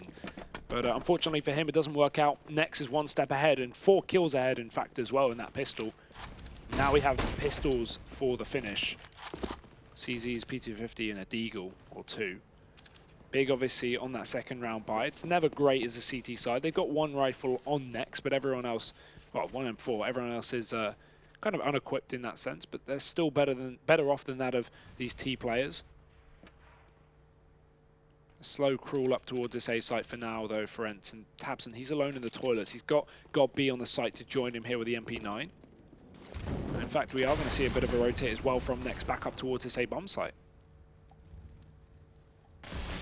Yeah, it seems like, at least for now, the T's have a fairly decent read. GodB going to be looking to push a little bit more aggressive, get that MP9 into a more valuable position. Of course, they only got a couple of rifles here, so those pistols still have a decent chance. We're not seeing a Tech 9 this time either. It's just going to be the more trusty pistols, the Deegs, the CZs, and alongside that a P250. But as of yet, we're not really seeing too much. A little bit of aggression coming out from Smooya as well, just to make sure that they can't actually double back. And while GodB just waiting in this corner could be absolutely crucial in this round. He won't actually really be needed as the rest of his team just clean things up without too much trouble. Big take themselves the lead, keep that one relatively clean as well, and now the T's have no choice but to eco. Yeah, Big aren't able to save that M4 in the corner, but it's not a big worry. And as you said, just going in for a Glock round here, and we shouldn't see too much investment. Alu, I'm interested to see whether he's going to be able to get that AWP next round, because the money is going to be a bit of a problem. He might have, you know, a glass cannon AWP, but on the T side, that's always a risk. We'll see if they get a bomb plant. Maybe he can buy up some armor alongside that. He will be able to, but easier said than done when you're on a full Glock round. I don't think Big are going to give you a bomb plant here. Tabson needs to be careful because they could just charge with the smoke. They have nothing to lose. The smoke's not even good, but Tabson's shot is better. That's still a trade for ENCE. Damage being done here from the rifle of GodB. He's starting to pick them apart, but they fired back up. This should not be a round that ENCE have any sense in winning, and Next will make it so with 4 kills again. But yeah, that definitely got a bit worrying. Yeah, and they even do a little bit of extra damage. I don't believe that he managed to retrieve that rifle. Of course, the 4 kills that he got with the SMG somewhat make up for it. $2,400 right into the bank of Big, courtesy of Next. And I believe that, well, if you include that in the pistol round, he's got at least 8 kills over the last few. So skyrocketing himself right up the scoreboard. But now we will have the purchase in. Double AWP set up right away. Tabson going to be picking up the secondary and going for that aggressive peek in towards middle. Not going to spot anything just yet, but takes a bit more of an aggressive angle than I imagine these T's will be used to seeing. They're going to be thrown out as well. Now that will give away his position. Flashbang. I mean, he has to fall back, and actually Alexi B with the aggression is going to force him down already. Now there is an AWP on the floor. CT side in the meantime going to take some aggression over towards short B. It's going to be Tizian pushing forward. Now, you can see the passive position from X7 ready and waiting, but it looks like the T's are going to look to try and challenge long instead. Now, Next is going to want to try and get nice and close. This MP9 at range is pretty much useless. He has GodB to try and support him, but around the corner they go. He finds one, nothing more, and GodB tries to trade it. The nade may do the trick as it dunks right on towards Ariel's head. However, it's still going to be a 3v2. Alu hits again. He catches himself jumping. He needs to fix that. Still manages to get away with a kill anyway. Now Smooya's left 1v3 without much hope. Alu, get a new mouse, my man. This cannot afford to happen. This is 3 times in 2 maps. A crucial point. Smooya, he's going to be caught out of position there. The AWP will be saved after all. They don't take that one from Tabson. They just go into the site instead. So ENCE do upgrade. That's always great. Alu's now going to be on that AWP if he can stand still or stand up. Big though. Look at the money of them, Tom. They won 3 rounds in a row and still they've been crushed. And that's a lot to do with not only did 2 rounds in a row, they failed to save one of the M4s that they had, but also ENCE got a lot of damage. Think about that pistol round in the previous where they got 2 kills with Glocks, and even the one before that, a couple more kills. This has really hurt Big's money. And while Next, yeah, he's got plenty of cash. He's been fragging off. And Tizian has a little bit as well to spare. That's why Big will be going for 1 eco. Next can drop a gun to Smooya or Tabson in the upcoming round, and they'll be able to buy up. So only 1 eco needed. A bit of a flashbang, I like that as well. Lands on top of the wood, allows Big to get aggressive. But unfortunately, apart from the fact that they get a lot of information that this part of the map is clear, if ENCE speed up the pace and try and take this A bomb site, they're going to have everything for themselves. The only question is, do Big commit to the flank here? No, because that could have been worrying. If ENCE stayed in this playground for long enough and Big flanked through the T-spawn, they could have backstabbed them. Instead, Big are going to fully rotate, which is a good call. And certainly looking committed to this A site. If you wanted to go for an early information A play and eventually drop down B, you would typically put someone outside Monster or B short, but right now ENCE are looking like they're going to walk into this stack. And while I don't think Big will win this round with the pistols, they can certainly get a few kills. Yeah, they have a real chance to do a hell of a lot of damage here in a 5-man setup over on the A site. Well, this could definitely be a problem. Now, there's a lot of utility still in for the ENCE side, and they have been pretty proficient at using it. Question is, if they do send somebody in, will they maybe just find out very quickly that the stack is in play. Push through. Godby just going to be held on the close angle. Already Nex manages the opener. I could see this one very easily going wrong, actually, but the last couple of kills have maybe changed my mind a little bit. Alexi B with the openers, and he's just cleaning things up. It's left all onto Smooya. Does manage one, and there's a second very, very low. But in the end, they do clean things up. Still a little bit too close for comfort when it comes to what was just a minute eco coming in from the CT side. And in the next round, well, as you said, they have the opportunity to drop some weapons over and actually go for a purchase. Ooh, maybe not. Okay, yeah, interesting. I assume that with the extra money on Tizian and Nex, they would go for the buy. But hey, if Big want that AWP, that double orb that they had already shown to run, I'm not against this. I'm not against the double eco. Let ENCE get slightly in the lead, but as long as Big have a nice game plan for that next round, then things should not be a worry for the time being. But yeah, ENCE have started off this T side very well, considering they lost the pistol and conversions. So about to be their third round in a row, assuming Big don't upset. And let's not pretend that that's not a possibility here. Big got very, very close, as you said, in that previous round to even picking it up. Even though they didn't get a lot of kills, that stack could have meant something for Big. And now they've got armor behind it, and everyone's on CZs rather than a couple of USPs. This is slightly dangerous. That being said, as long as ENCE count their cards right and don't rush into a bomb site, they should be fine. Unless it's A, because only Tabson sits here. They've quad stacked that B bomb site. Tabson already down and out, and with that, pretty much the round guaranteed. Big can go for this and just try and pick up damage, because again, they're buying next round, or they can save the armor. It doesn't matter which. For now, going to hunt down a 7, but he finds 2 kills before that comes through, and Smooya should definitely just save this AK. Yeah, not really too much value in hunting these remaining players. Now, you do have to say that the T side are yet to build up a huge amount of cash, so even just dropping an extra player here for Big could even make things a little bit more interesting. The money saved as well, including the Kevlar, can actually be very valuable for Smooya. Obviously, the loss bonus going to be in with 2,400. He won't be able to buy himself an AWP, but he could make things a bit cheaper for Nex or Tizian, who is likely to throw one over into his hands. Obviously, Nex as well, looking to try and save things here. Of course. Why? Perfect hand placement. You looked, though, didn't you? No. Looked at what?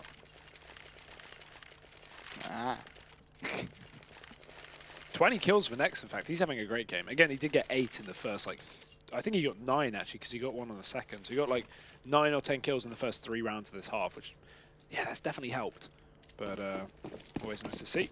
11 to 10 here for ENCE. Now this is where the pressure really ramps up for the finish, because Big are back on guns with a double AWP. They've gone for 2 ecos just to afford this buy, so it better be worthwhile for Big. Alu's been tagged out early with the bit of utility that Big have thrown out up on this A bomb site, so that's going to make things slightly easier to get rid of the AWP for ENCE. Got Nex up on long alone. Actually, no, I think that's actually got B, rather. Is he boosting someone up? There is a boost somewhere, because there's 2 players stacked up. I only see 4 on the minimap. Is there someone on Godby's head? There's got to be someone on Godby's head. Yeah, I would imagine it'd be Smooya, maybe? Yeah. Oh, no, it's Tabson. Tabson with the AWP. Didn't manage to find anything as of yet. Smoke going to be thrown in over towards this. Again, they do have a heavier stack on towards this position. Tabson going to go running in. A risky play to make, and he's almost punished for it. In fact, he will be in the end. Alexi B again managing to find the opener for this T side, and while the rest of them are going to look to execute in on towards that long spot, there is a big defense here.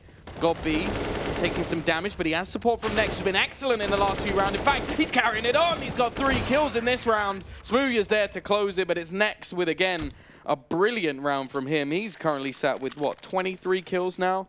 And the Ts, well, they have enough to purchase into this one.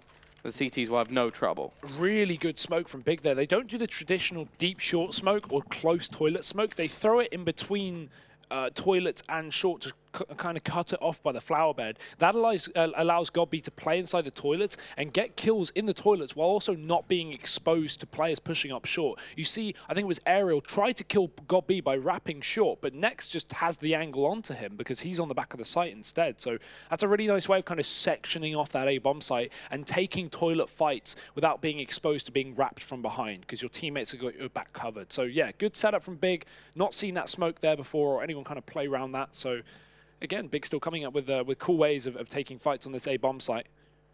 And it's going to work out on winning them around as well. 11-11, 3 alive in that round. And as you said, this bike can come back from ENCE. So it's not a huge worry here. And if they find the reset, things can definitely go wrong here for Big, considering how much money they've been putting into these double AWPs. And apparently ENCE maybe speeding up the pace. You've got Alexa B charging down towards this B short position, but a Molotov will cut him off. And Next will push into position, which makes things even more dangerous down here in B. And Next aggressive, and he's already going to be removed. The man who's been the star of the last few rounds. Caught out early with the aggression. And you can see the T's of ENCE are just going to slow things right down. Not look to go for any further fights as of yet. Smooya with some support on this B side. Definitely not alone. And Tizian just trying to use the headshot angle to be a little bit dirty. May even look to try and re-aggress here. Desperately wanting to try and find something back into this round. I imagine he's waiting for some sort of flashbang to be thrown in. And there it is, but it won't matter. Alexi B gets the second entry as well. Looking for the push back. Smooya missing a shot. I think he's going to get caught out here. The rest of the players looking to push in. Nice shot at least onto X7. And he's managed to dive through the smoke. Alu on the other side. The spray coming back in. They know where he is. Already, though, they're going to remove tabs. And Smooya needing the ace here. He hits the leg shot, but nothing more, at least for now. A couple of low players, and he's trying to span through. He's actually dropped the bomb there, but Sergey is eventually going to finish. 12-11. The costly setup now comes to bite this CT side. Alexa B is still top of the scoreboard here for ENCE. He's been holding that on since the first half. Not dropped out of that spot. 22 kills on the IGL of ENCE. And that's a big reset to find as well for the T side. That is, yeah, okay. I'm not agreeing with those odds. So if you don't either, go over to Loopback, because ENCE are in the lead right now. It's 12-11. It's a hard reset to Big. The money has been removed. I want to know what Big had put into this round, though. Did they force it up? No, they went for this flat eco. They very commonly do. This is ENCE's opportunity to close out the game here. One more rifle round for Big before ENCE are really going to be up to that 14-15 mark. So things are looking very, very good here for the finish. And considering this is Big's map pick, this is one that every single person on the desk predicted Big to win. Everyone predicted, I think, a 1-1 split. With Nuke being that follow-up map, let's not pretend that Big can't win that, but ENCE are in a very good spot considering that. So Smooya tagged up early on. Mainly USPs here for Big as well. This angle from Smooya is good because he's going to see the legs of the players coming towards him before they see his head, so he gets a good chance to do some damage, but on 15 HP, chances are you're not going to get too much from this spot.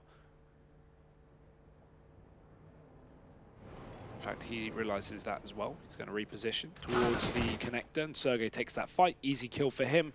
ENCE are encroaching on this B bomb site, but with Alexi B throwing in a bit of a fake, this is going to keep 4 players from Big up here.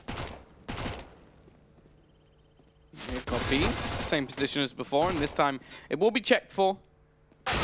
Nice shot from Next, at least will be able to keep his top fragging legacy there for now as he kills the man who was joined with him. Tabson looking to try and do some damage. Does actually find the ding onto X7, and they can at least look to reduce the amount of economy that this T side have. Not wanting to allow them to have 4 players surviving in this one.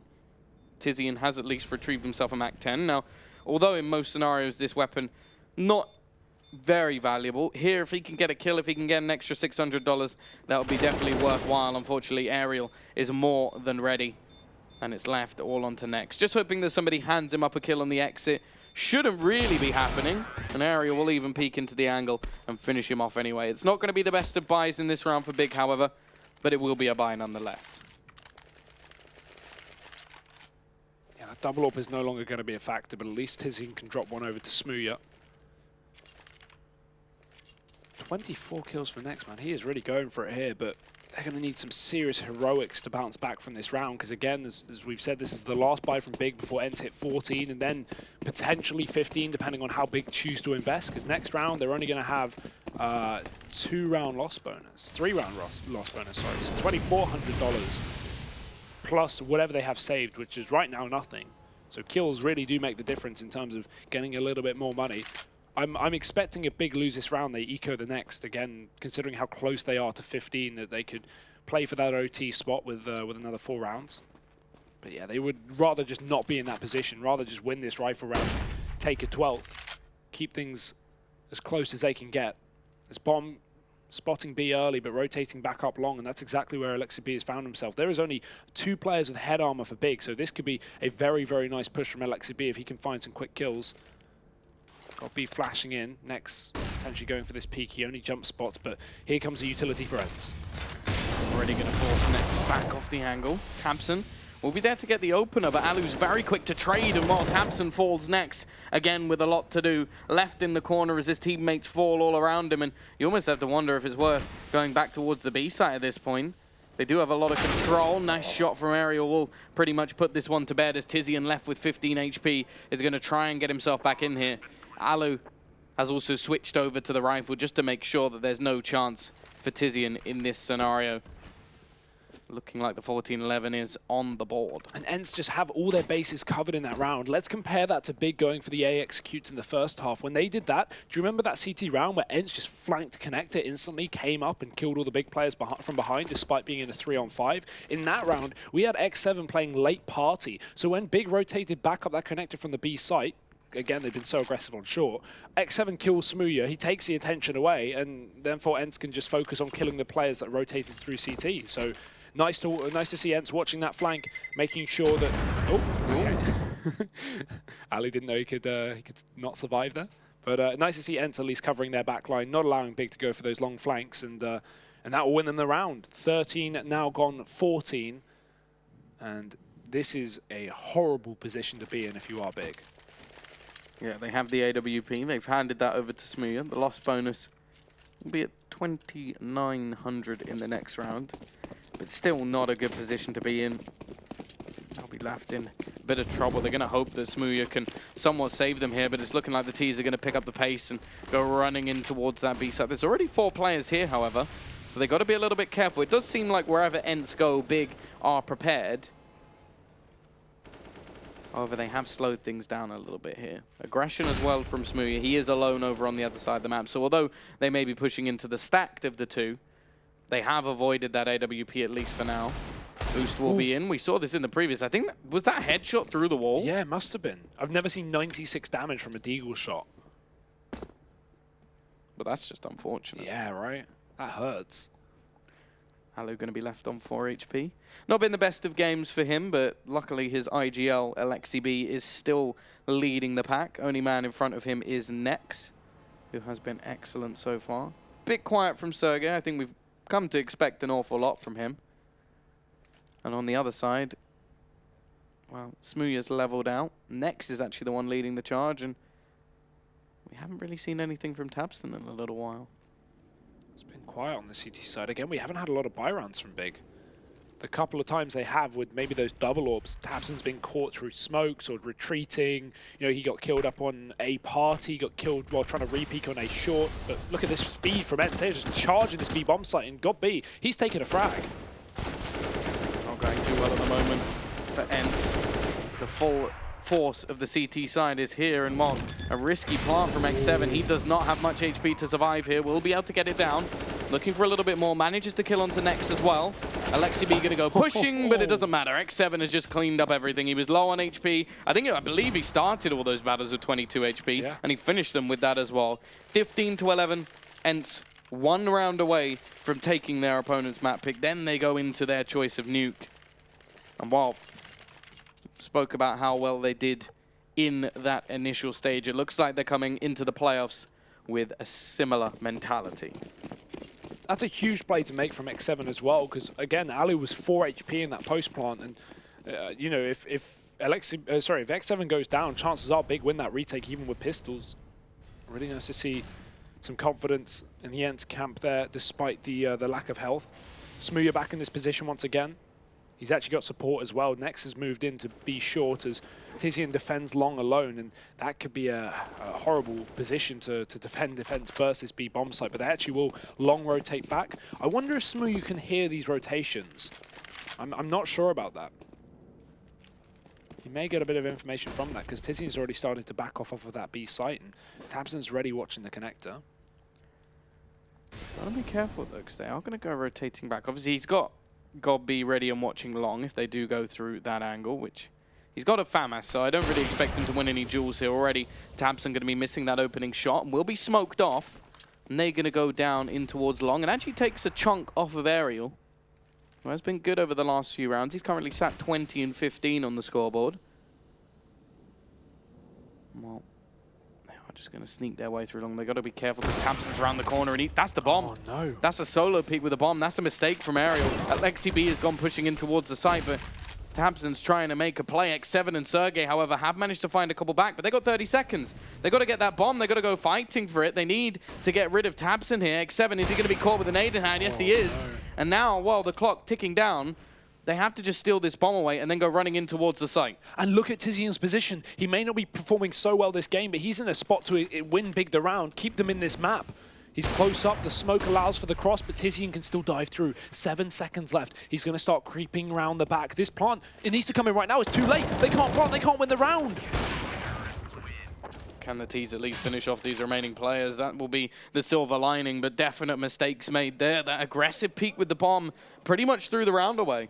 And too late to block. They had time on that side. There was 7 seconds when Alu got into position, but he waited until 3, and by that point, Bigger won the round by default. Oh. Coming down to the wire here, Big are going to be saved by the bell. 12 rounds. Still 3 more to make this an OT game, but, I mean, ENCE have got to be kicking themselves after losing that one. Yeah, the thing is, though, only one man surviving once again for the CT side, so they will have a dwindling purchase into this one. They should be able to get some armor over onto Tabson if he does want to keep that AWP in play. But the fact is, you can't, like, I almost hope that he stays glass cannon in a way, just so we can actually drop a weapon over. Obviously, ENCE still with plenty of cash after a 4-round win streak. But at the same time, it's not enough that they can continue to buy into the next few rounds. If they lose this next one, they're going to be in real trouble as well. But just look at the purchase. This is after winning a round. There is 3 SMGs, a FAMAS, and then the AWP that was saved. So definite problems here already, though. X7, a little bit of damage done, but, well, pretty much exactly the same traded onto Smooya. Push will be coming in through middle, but there is Tabson once again. He's taken up this AWP mantle, got B up close, finds another with the MP7. X7 is going to get wrecked as well. I don't know what's just happened over the last few rounds. Something's changed. Got B now just wrecking Sergey. And Aerial somehow left in a 1v5. It's a flawless round from Big. Clearly the SMG is more underrated than thought. This is exactly what they're saying on the desk when they play versus Mousesports in that OT game. They got to the point on train where Big were just scrimming it. They were just going for crazy individual plays, pushes down Ivy, taking A main control. And now we just see the same thing from Big. Complete craziness. Individual fights coming through. Godby rushes long with an AWP through a smoke. I mean, if you're ENCE, you can't predict that. And now look at the buy. It's awful. They've half-bought. They're trying to save for that 15-14 scoreline while also having a bit of a skin in this round to give it a go. But this may now be doable for Big thanks to that insane individual round. Tabson has also kicked this one off. Alu, who's been having a bit of a mare as of late, bottom of the scoreboard for his team. And he goes down straight away, so already a man advantage taken for Big, and it doesn't get much easier than this with ENCE under-equipped. They will retrieve that rifle from Alu, but Godby and Tabson are the AWPers right now. I'd love to know why that is. Got Beast. Yeah. It's going to be left. I think they both got AWPs over on that A side as well, which is a little bit of a worry. Oh. Especially with these pistols in play. You're always going to be a little bit skeptical. Flashbang will give the opportunity for Godby to take some control, and while he's hitting his shots, Tabson and Godby, you don't normally see 2 AWPs in these sort of positions, but it has worked wonderfully and left X7 all alone. Godby! Oh. Smooya who? Like, that's ridiculous. Godby has just gone, look, little man, I've had enough. Yeah, like, you don't get an AWP anymore. It's like you're still being punished by your dad, and he's just gone like, here we go. I'm gonna show you how it's done. Godby has whipped out the belt. Okay. 15-14 here for ENCE. And here we go. Here's the buy. They do have it. They do have that save in the previous round. A couple of $1,000 a player. Able to fully afford enough here. The AWP is on Alu. That's a nice nade from Tabson. That could really connect. Oh, but Alu peaks ahead of time. And he only loses 3 points of health for the kill there. Big have lost one of the most important players, the second performer for their team. And this is not a good start. Smooya, he's now back on that AWP over God B. And let's see if he can make a play, because he's pushed up on short, trying to cut off this monster push. ENCE are set up for what will be a late B play after lurking through that connector, and Smooya's definitely aware of the possibility here as he keeps his eyes on it. Sergey down the end of the hallway. Oh, but he's just going to miss the timing. It's Tizian as well, moving away from that B tunnel as they start to push up on short. Smooya has no support. Smooya doesn't have a teammate here. Tizian is not peeking aggressively, and Sergey's done a lot of damage. It has been traded back, but will Smooya escape? They just let him get back to the site. But X7 wallbangs him. That was from the back of B. That was back from far, far away, and he's going to be able to take down that AWP.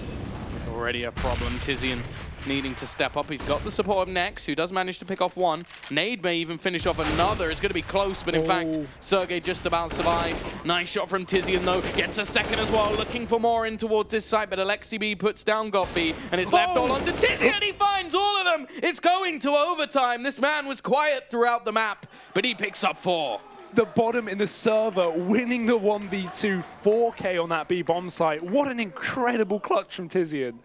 Oh my God. I have no words. This game is everything that we expected and more, Tom. Well, if we do have any overtime statistics, now would be the time to throw them up on the screen, because I genuinely don't know where this goes now, because it's got to be demoralizing if you're on that ENCE side, because you had everything in your control.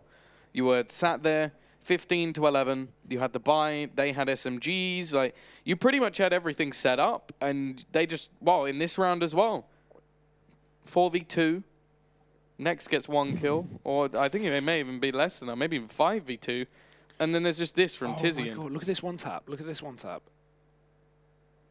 God, I just got wrecked. Alu got absolutely wrecked, and he has been for the last few rounds, in fact. Still bottom of the board for his team. We're into overtime. Me and you haven't casted many overtimes throughout this tournament. They've mainly gone to Harry and Vendetta, so I'm excited. Yeah, and what a game to have it as well. This one was so equal down the middle of all the quarterfinals. This was the one where people have had the hardest time predicting, okay, what the hell is actually going to happen? Which big shows up? Are ENCE a one-trick wonder? Are they just a best-of-one hero team? Or can they show it in these best of threes? Well, they're showing it now, but Big are level pegging. This is coming down to the wire as we head into OT number 1. And Smooya, he feels no fear. He's pushed all the way up on Monster. Oh, he hears it. Right side shot going to go down well, and his teammate re-peeks to help him out. Next with a second frag. ENCE crumbling here in the first round of overtime. Sergey, will he be able to trade things out after he pushes in through this connector? Smooya's not done with 1. Yeah, Nex has been excellent in this game so far. Oh, goodbye, Smooya. You didn't even get to see the man who killed you. Straight through the wall. Still the man advantage sticks for Big, as the rest of the players have fallen back to the site. 50 seconds left on the clock, and it is looking like a B play. And there's plenty of defense here for Big at the moment. Already Tabson will pick off 1, as the push now looks to come through that monster spot. But surely this has to be around for the German side. Yeah, 30 seconds left. 3 players watching Monster right now. Nice jump from Alu. Oh, his teammate gets a second kill as well. There's only a single man on the bomb site, but it is Tabson, and he has been a bit of a beast on this site before. 1 frag needed, and 1 bullet will land. That's great from Tabson. Nice shutdown on the B-bomb site. Again, money isn't the biggest problem when it comes to overtime, especially not with Big picking up that first round. Yeah, I think as well we're playing this 16K, so unless you're buying auto snipers, which some people have. What was the name of it? It was the Doom Hammer. The Doom Hammer. Let's see if that comes out later. But for now, 16 to 15. ENCE second buy coming through here. Alu's going to be cut off with a molly, but he goes right through it. Actually uses a smoke to try and help his teammate get in position quickly, making sure that Big don't push up into the party, and they haven't for now. There's a boost on top of Godby's head, I think. No, there's 2 players down on B instead. So Godby's alone here on long. Up in the toilets as well. This is a very dangerous position to be in on your own, but a lot of weight on his shoulders as he's got to watch that long and short cross. Tabson spotted it. They bait peek and they walk in together. Tabson finds 2. Bomb dropped out in the open. Tabson, does he realize that Ariel's pushed up so close? It doesn't matter. He's fallen back. He wants nothing more to do with this. Godby is still behind enemy lines on that bomb as well. And Smooya killed down towards B, but Tabson very, very close to Ariel. He cannot afford to double scope here. Oh, Tabson has just come into his own over the last few rounds with this AWP. Definitely see why he's been bringing it into play. And, well, Alu and X7 looking to try and turn the tide once again. We do have Tabson just sat around that bomb. A little bit of aggression. Look at the long flank now coming in from God B. He's looking to try and clear all these remaining angles. The push from X7, though, coming back up the stairs from behind. It definitely seems like Tizian is aware of the potential, will be ready and waiting and wins that battle, an important one at that. Tabson's still aggressing and, well, trying to bait out his opponent. Hasn't been able to find Alu just yet, but I don't see there being much hope here. Even takes a bit of damage from God B and was even going to go for the knife. It's 17-15 in favor of Big as they win both rounds of OT so far. And while they may be able to keep it as a clean sweep. Oh, this is the confidence from Big now. This is them starting to feel it here, Tom. Those odds have not changed since the beginning of the map. Really? So I feel like they may not be right. We can check ourselves. But yeah, this is still ridiculous regardless. Big 1 round away from going flawless in this overtime, and that would only set them up for success. It was an 8-7 half for ENCE on their CT side. Oh no, the top fragger of ENCE is already down and out. God B's got an aggressive, and Alexa B running through a Molotov while flashed is not going to be able to get that kill. ENCE setting up for a fast B play. Here we go. Right in towards the site they go, but it's Smooya now on the AWP. They've got to be careful again because there's still another man over towards this short spot. Next, looking for the tabs, but he actually gives away his position instead, so they should now know. Alu as well, managing to find another. The Molotov going onto the site just to try and deny any sort of plant, at least for the moment. But again, there's a man lurking in the backlines in the form of X7. Molotov will force Nex out of position, and it comes close to him going down, left on just 18 HP. Maybe ENCE will be able to take their first round, but, well, it's still looking difficult. God B's done a lot of damage, and Nex now needs to pull off a low HP clutch. Aerial high in the sky with 3 kills this round, saving the day for his team. 4 in the end as he wins out that final fight. 16 for ENCE in well, half of overtime, I guess.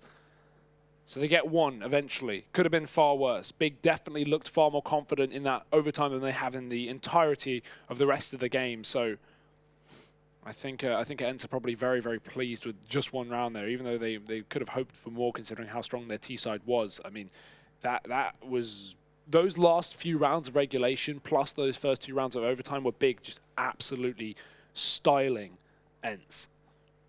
And now you've got to wonder how much more will that continue into Big's T side here,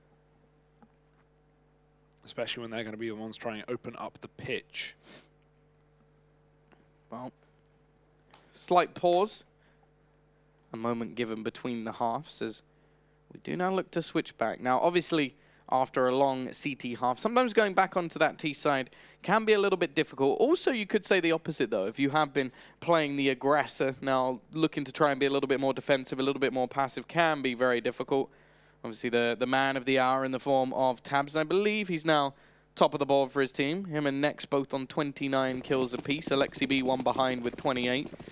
But the fact is, as many will know, once it gets to overtime, the statistics no longer matter. The only thing that matters is that scoreboard.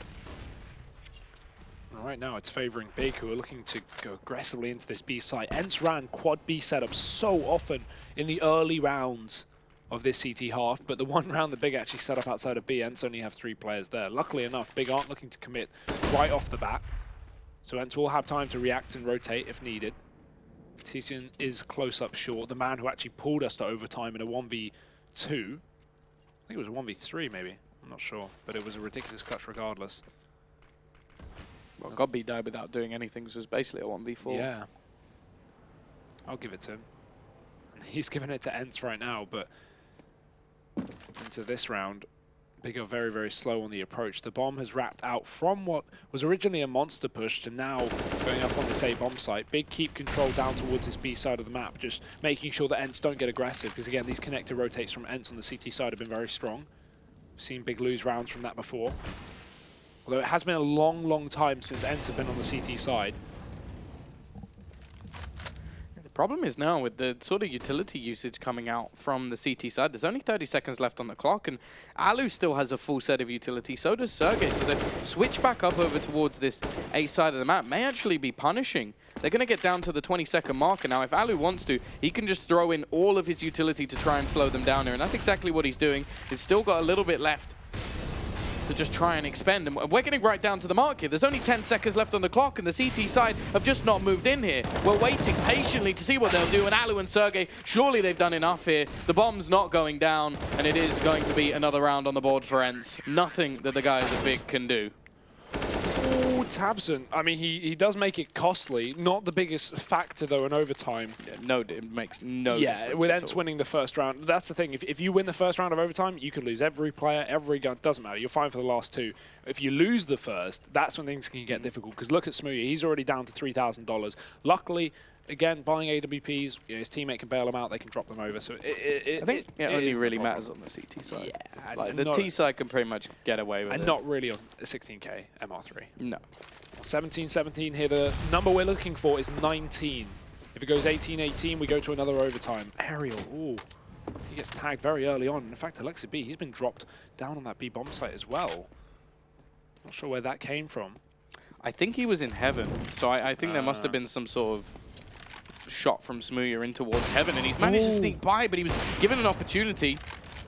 Doesn't manage to take it. Luckily, God B's just gone walking into the B site, and, well, it really is the God B site at the moment, as now the CT side are somewhat out of this one. Of course, for Sergey and Alu, there's not really any point in saving. They may as well go for something in this round, try and find a way back into things. Now, Sergey definitely hasn't been the star performer that we expect from him, and Smooya is going to put him down. Alu left, 1v5. I can't say I'm in any way a believer here, and while he's already going to miss the first shot, this is just a mess of a battle, and Tizian will thankfully end it fast. 18-17, big map point. After being 4 rounds down at one point, 15-11 was the scoreline in favor of ENCE. A chance to steal their opponent's map pick, a move into nuke with an advantage. They now sit... Yeah, those are wrong, by the way. Yeah, those odds have come up like 6 times. They've been exactly the same. So yeah, we've already checked. They're definitely not right. But yeah, you can still head over and bet regardless on the live odds if needed. Double up on the T side here. Hey, I'm in full support. Remember that couple of rounds that God B played with the AWP? He was just absolutely going for it on that CT half.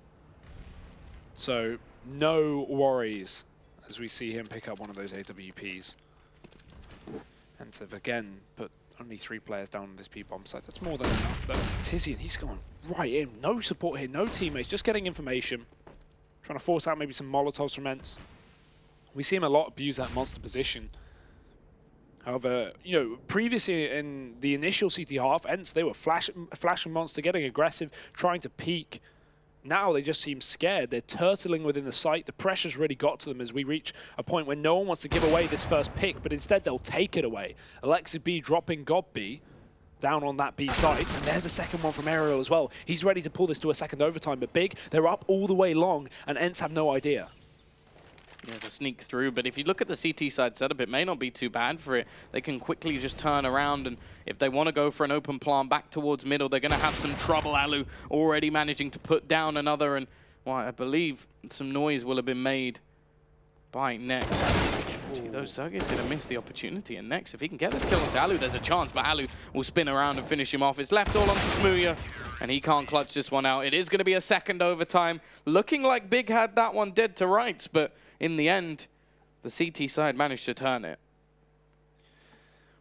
Double overtime, Tom, in the first map here. This is getting as intense or more intense than we expected. The pressure really is ramping up for both these teams. And again, this is Big's map pick. So again, you know, they can take it, but it's still a little bit of a worry of how close ENCE are pulling this game. Again, considering the 2 star players for the ENCE side, Sergey and Alu, they are currently sitting 21 and 22 kills. Definitely not top of the board. We do have players replacing that. Alexa B is having a fantastic game alongside Aerial as well, but if these 2 extra players can step up, then who knows what can happen. ENCE may be able to run away with this second overtime. We'll see. As you said, once you hit OT, everything is out the window. Stats are gone. Anyone can have their moment. As we even saw from Tizian in round number 30, when he had something like 11 kills across the map and then suddenly got a 1v whatever on that B-bomb site. Big looking to maybe ramp up the pace here, and ENCE, they've done the same. They've built up some confidence and decided to get aggressive up on A. A deep smoke to catch Big out, to push them back, but it will just push them back into that fateful B site that they're already so set up outside of. Yeah, the aggression from the CT side actually is going to pay dividends, though, because they have this little boost currently over towards the B site. Now, they went and spotted into mid and didn't really see anything. However, Aerial, he needs to at least get a kill here. He needs to do something, and Smooya is just going to take his head off on that little boost spot. tabseN not afraid to continue this push forward, and the rotation is coming in from the CT side, but they desperately need to try and find something here. It doesn't look like it's going to be happening. Now, of course, there's no real reason to save in this situation. Maybe Alu will want to keep his AWP, but the rest of the players may as well try and make a play. Oh, this boost has come through, though. tabseN has a great off angle to these CTs pushing out from the spawn, and they're all coming from the same position as well. There's no way they'll expect this spot. tabseN gets one, backs off to a little bit more of a passive angle, but there is a player coming in from heaven that he should be aware about as well. These CTs are taking too long. This round is done. Even with the frags coming through, it's just not going to be enough. And tabseN is not done with one. He takes a second as well. Alu, too close to the bomb here. He may even die after time, but it doesn't matter. It doesn't even matter because tabseN's on the flank. Big have found 19 rounds here in overtime. And that's interesting as well, because for the first round in a while, we've seen Big just go, okay, no AWPs, full AKs, let's charge into B. And it's worth its weight in gold. Smooya gets the big entry onto Aerial on that boost as well to start things off. And from then on, it's history. 19 rounds to the Germans. ENCE with their back up against the wall. Yeah, tabseN now with 34 kills. Nobody in the server really that close other than his teammate Nex. By the looks of it, they may just go for this again. Faster play over towards this B site. Smoke going to extinguish the Molotov. Maybe not expecting a similar play once again, as it is a very quick push in, but a great start from Aerial. Already starting with 2 quick kills. A trade being looked for by Smooya, and it is actually going to come, but it's not him. It's Tizian and Nex to find a kill apiece. Alexi B is still on towards this site, and he's been good so far, although it's taken him a while to get towards that 30 bomb. Bomb is going to be planted. To try and deny it, but he's not able to connect the shots. However, Sergey from behind will be able to pick off one. Smooya and Tizian looking to try and clutch things out, and although the shots will be hit by Tizian, he doesn't manage to net the frag, and well, it does go down. Spray wild from Smooya, but he's found himself too. It's now left all onto Alu, and he'll catch him in the air. Headshot as well. What a clutch from Smooya. And well, that's going to be another round on the board. 20 now for Big. What is it with these clutches on this B bomb site from Big? They are pulling out the most ridiculous situations. It was mentioned on the desk that maybe as Big start to get more confident and well, Smooya starts to get more loud, maybe the pressure gets to ENCE, these young and inexperienced players with the exception of Alu. And I think maybe that seems to be happening because I have no doubt that Smooya is getting loud. Yeah, definitely getting pumped up. Obviously, the rest of the team stepping up around him as well. Kakafu trying to make sure everyone's calmed down. They've not won this one just yet. Yeah, I think that was something that Smooya actually said in one of his interviews, that the sort of real impact of God B is just keeping him calm, making sure he doesn't go off the rails. And although it doesn't work so well on Twitter, it does work well in the game. You can see that they do take moments just to make sure that they're not just getting overexcited, not going to be going for these like ridiculous hero plays all the time. Obviously, when it's needed... The thing is, this is so important for Big, right? Smooya needs to prove himself. He can't go off on Twitter like this and then bottom out and not do anything on land. He's proven it here and now. Hate him, love him, he's still fragging like a madman. And here into round number, I don't even know. Big, try it again. Another fast B play. They've already set up outside. They're going for the quick boost as well. Nex is going to get on the heads of tabseN. Do they expect this? Or he spotted a player on barrels. They can at least molly someone out of that position, but I think X7 has realized and he's backed off as a result. Chance to actually get the opening there, but slightly missed. X7 will have actually spotted his opponent as well, but takes a nasty amount of damage already at the beginning of this round. Now, the T side have obviously started very well. 2 T rounds. They were better on their CT side. Not by much, but even still. We are going to watch to see if Sergey is going to step up to the plate here. Now, he's actually bottom of the board for his team. Throughout the tournament, he has been the highest rated player, but overpass definitely doesn't seem to be going his way as today. And we are going to have the rotation back from the Ts in through long. Banana control going to be taken, and There are going to be multiple players here for the CT side. 40 seconds left on the clock, and Big are going to have to make their play very soon. Nice angle from Alexi as the smoke fades. He gets some damage done, but he's stuck in between a rock and a hard place. Tabson pressuring him. The Molotov's going to push him out into the open, but Tizian's not watching it. He flips back and gets the kill. That's the bomb drop from Sergey with 20 seconds left up. X7 needs to save the day, but he can't line up a frag, and this bomb site has been overrun by the Big side. Nice shot and a great nade to follow up from ENCE. They're still in this round, but Alu needs to hit a shot with the AWP. Aerial has come in to save his life, and now it is just next up in a 1v2. Been excellent so far. This is a big ask for him though, and it's not going to be happening. We will at least see one from ENCE, which last time was enough. They managed to turn things around in the second half. But that was on their T side as well, take into account, right? Yep. They only got one on that side of the map. When it comes to ENCE playing this map, their CT side on overpass is far more effective, right? Statistically, 70% of their rounds won a CT, whereas it's only 30% on the T. So that's a little worrying. And again, while stats always go out the window or in overtime, Big definitely seem pumped up, and I don't think losing one round on that half will be a huge worry for them now moving over to the CT side, the favoured side of overpass. Yeah, especially when you get this 16K. That's always the prominent thing here. When you have all that money over on the CT side, we can notice that for both teams there were definite sort of streaks in the middle of the half. In fact, it's almost identical when you look at the sort of scoreboard in regulation, where both teams got reset. Both teams had a sort of like, well, 6 out of 7 rounds or 7 out of 8 rounds going to the T side, just because they didn't actually have the money to buy up. So now that the finances no longer play a factor, you can definitely see more rounds coming in on that CT side. But now we're going to see the purchase in for both, of course. Molotov onto Tabs, and he burns very low indeed. He's left on to just 7 HP, and it's Smooya to actually open things up. Another one comes in for Nex, in fact, but he's just traded out. Still leaves a couple of players very low on HP, and the nade over the top may be enough to do a bit of damage, but it doesn't quite reach on to Smooya.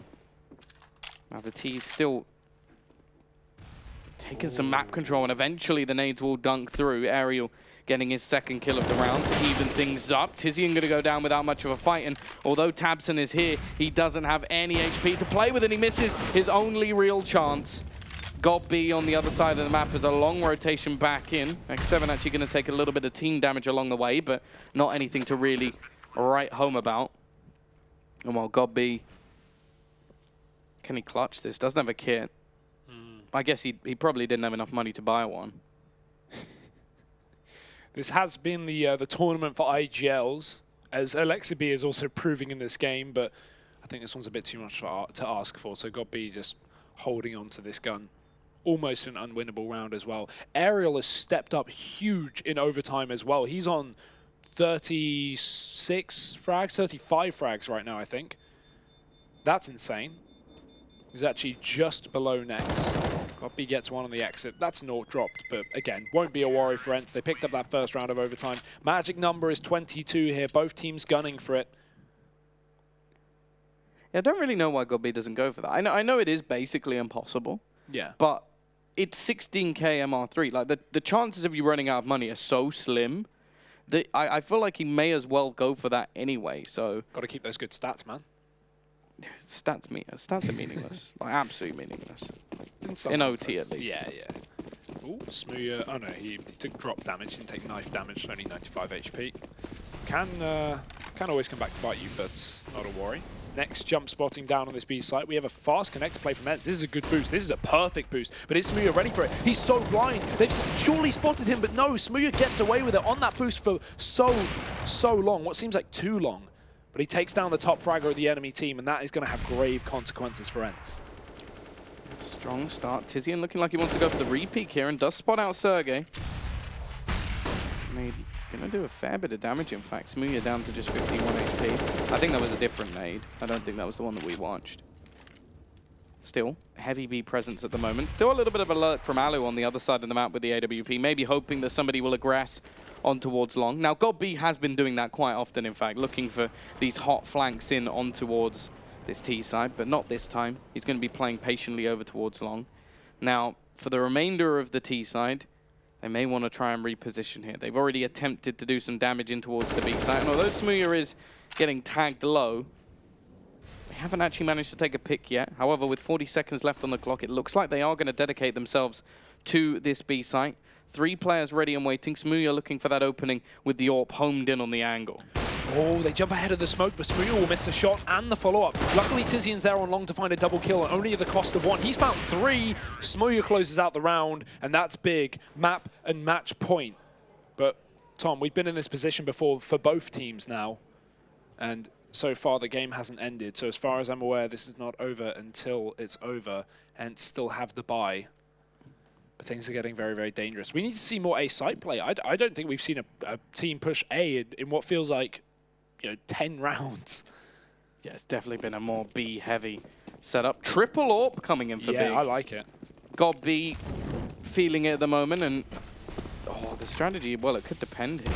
Aggressive from God B. He's going to be met with the AWP of Alu. Only one on the other side. So one of those AWPs will hit the deck. Tabson well positioned, and he will win the battle versus Alu and be able to fall back as well. Now, in terms of this T setup, they've still got plenty of time. They don't have anything to worry about just yet. Of course, money, not a prospect here. And Sergey actually going to pick up the AWP. He's not the one really known for his AWPing, but he has had a pretty quiet game.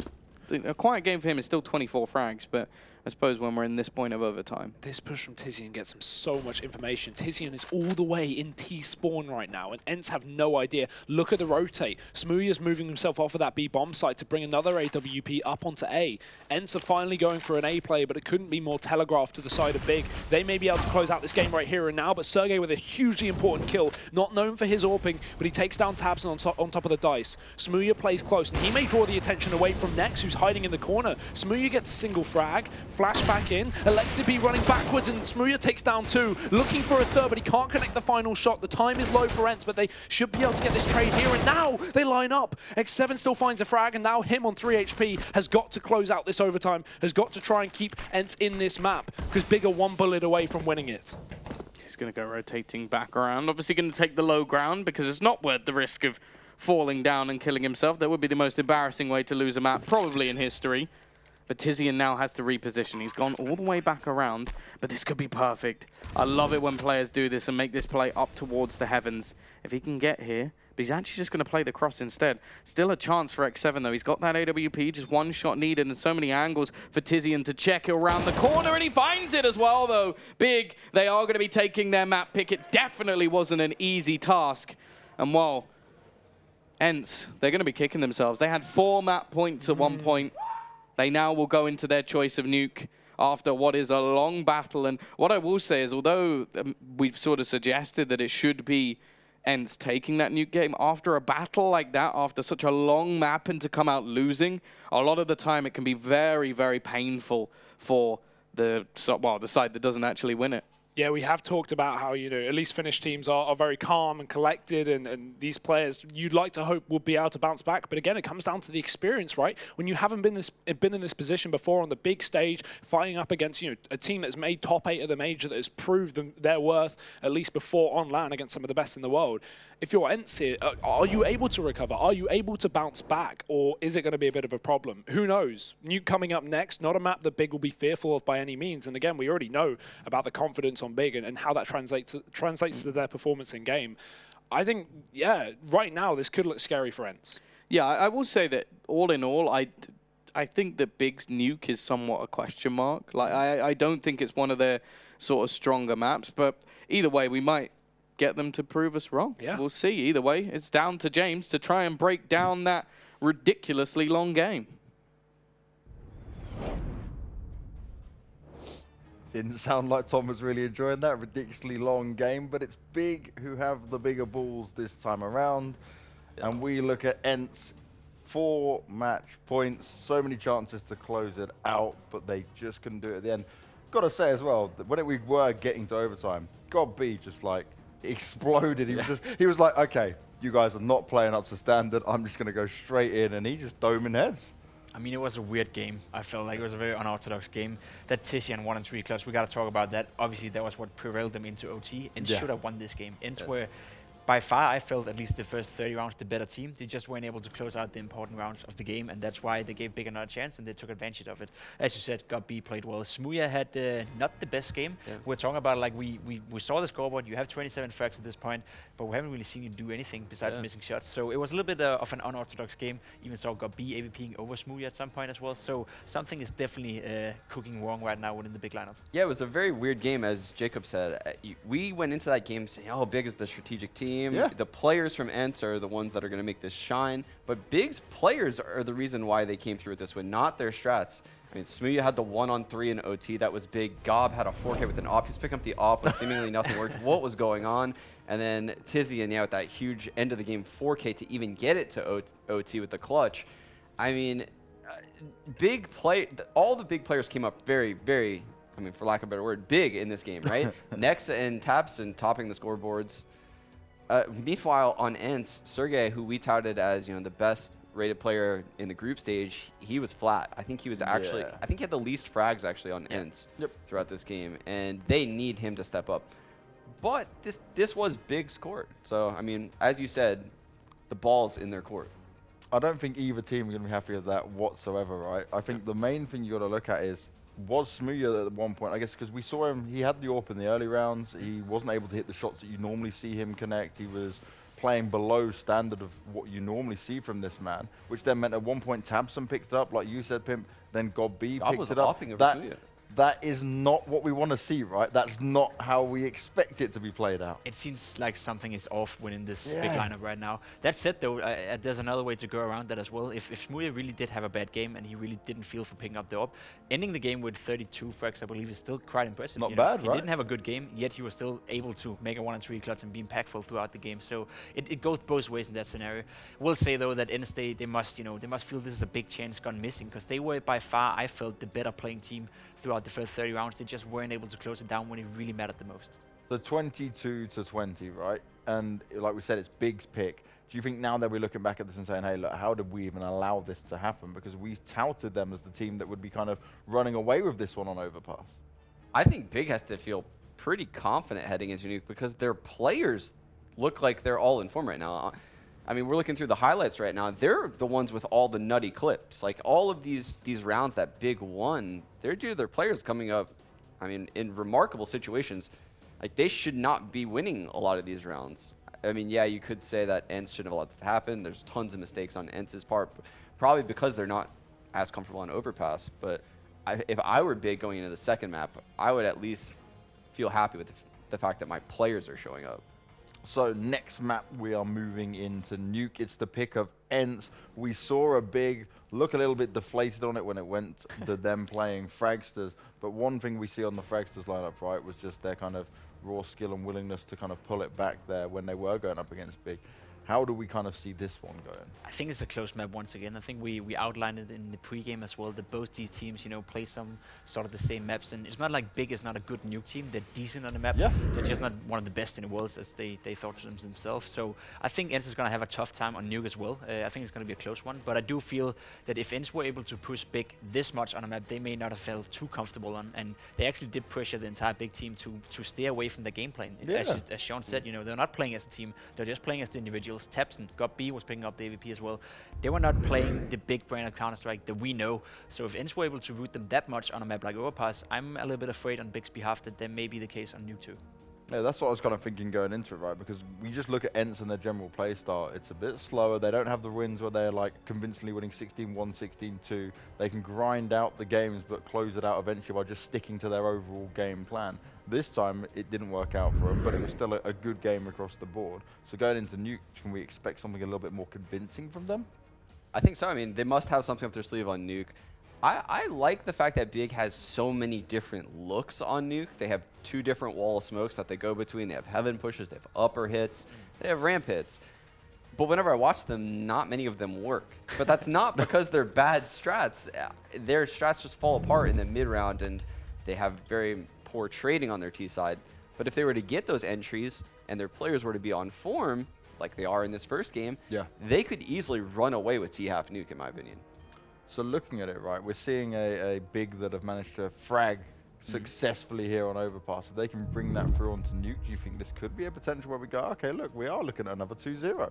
Yeah, I mean, the worrying thing for ENCE going into Nuke is definitely the fact that they probably felt they should have won overpass. Yeah. They felt they were in the leading position. They felt Tizian should have done that 1 versus 3 or 1 versus 4, whatever it was, in the last round. So they're going to feel a little bit deflated.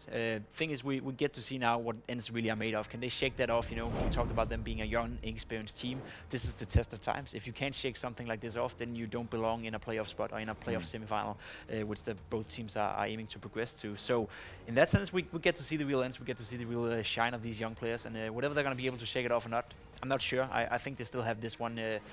They should have this one, basically. This is their map, and as Sean said, they should be knowing what Big is coming with. There's a lot of different strats, but as you said, as long as you can interrupt them a little bit mid-round, then Big is not a scary team to play on Nuke.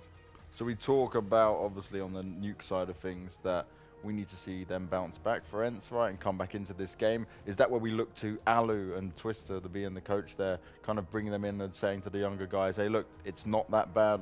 It was a good result regardless. It was their pick. Let's just carry this forward. Yeah, it's definitely difficult when you're dealing with a lot of younger players like, you know, Alu and Twista are. As probably the two vocal people on that team, maybe outside of Alexi B, the in-game leader, who actually had a really good game. But yeah, getting someone like Sergey back in the game after, you know, falling down like that, being 16 years old. I don't know if you can say anything. I haven't played with someone that's that young, maybe outside of like Twist, and he was never really that. I never really had that experience with him. But have you played with someone that young? Nah, I just remember myself being 16 years old, right? And that wasn't a pretty sight. So it's a really tough mental battle. It feels like you're constantly fighting against all the teams and all the players. And at 16 years old, it's easier to get rattled out. It's easier to feel off game, you know. And when you learn, you know, at our age or with our experience, you learn that, all right, it's just one map. You move on to the next one. You refocus, recharge, and sometimes, you know, it works. Sometimes it doesn't. Whereas if you're 16 years old, you're already now thinking to yourself, all right, what if we're losing? We're losing. I had a bad game. That was my fault. All that kind of stuff. So he has to shut that out. He has somebody to help him, you know, the Alus, the Twist, the coach, something to just keep him in line and be the Sergey who were in the group stage. Because he was playing, as you said, the best rated player in the group stage. He was playing up to an insane level, and he is still 16 years old. Yeah, it'd be difficult to make a case for the fact that ENCE would not be able to come back on this map. They obviously have a game plan for Nuke, but I can also make a hell of a case to visit Hellcase and use the code SLTV for 10% extra for your deposits, James. You're getting better and better at these, Sean. You got me right there, Sean. He's on it. I'm sold. Baited you guys right in. All right, you can see the results here for both teams on Nuke. We've got losses to Tricked and Kingwin and North on there. 1 second, James. We need Jacob to say that third team name on the left side. We hot? There we go. There you go. There's a sound clip. Neither of these win records are rather impressive, I would say. No. Like, if you look at the teams ENCE is losing to, there you go, Sean. If you look at the teams ENCE is losing to, Tricked and Kingwin are two teams I would say on a normal day, any given Sunday, they should be able to beat. This is online results. This is not in a LAN environment, so you can't really put that up against each other. Whereas for Big, they lost with some big teams. Obviously, Navi, Fraxas, decent Nuke team apparently. So neither of these teams could feel too comfortable about it. This must be, you know, ENCE feeling that in our practices Nuke as well, and against a team like Big, we should be able to dominate and control the game. And the thing is, you see the results there for Big as well, like two bad ones, but then the win against Gambit, who is one of the really strong teams we see on Nuke. So it is a true 50-50 again. It's very weird. Like I said, Big has the tactics on this map. I don't know what else they need to do. Maybe they need to discuss like who takes certain engagements at certain times. They need to go over protocols on CT side, because that's why they lost the complexity at the major. Everything is there for them to be good at this map. They could easily take this map. Okay, so final thoughts, guys. Where do we think this map is going to go? Because I know you went for Big, you went for ENCE. Where are we going? I'm going to stick to my initial thoughts. I think ENCE is going to win this one, and we're going to end up on a third, but very close map. Okay. I don't know. I think I'm going to go with Big, but that's just because I feel like ENCE is such a young team that, yeah, if this map were the first map, I would have picked them to win it. I don't know. They have to prove to me that they're not going to crumble, so I'm going to go Big. They have to make Daddy proud. Yes. Well, I was speaking to Christian Lenz while they're in the lounge, just chilling out, watching the games, and he was saying that they are very prepared for a different style of Nuke now. So I'm intrigued to see what Big deliver. But now it is time for us to go to a quick break, and when we come back, we'll be getting into Nuke. Can Big close this out 2-0, or will the boys from ENCE bounce back? You'll be finding out soon.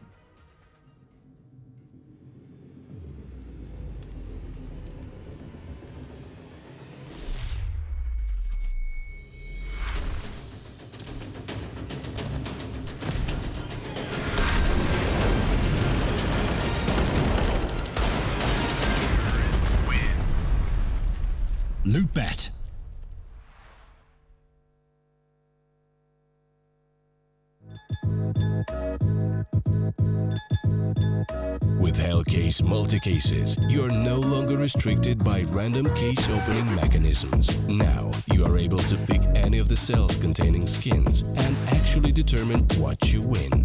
Use the promo code and dive right in.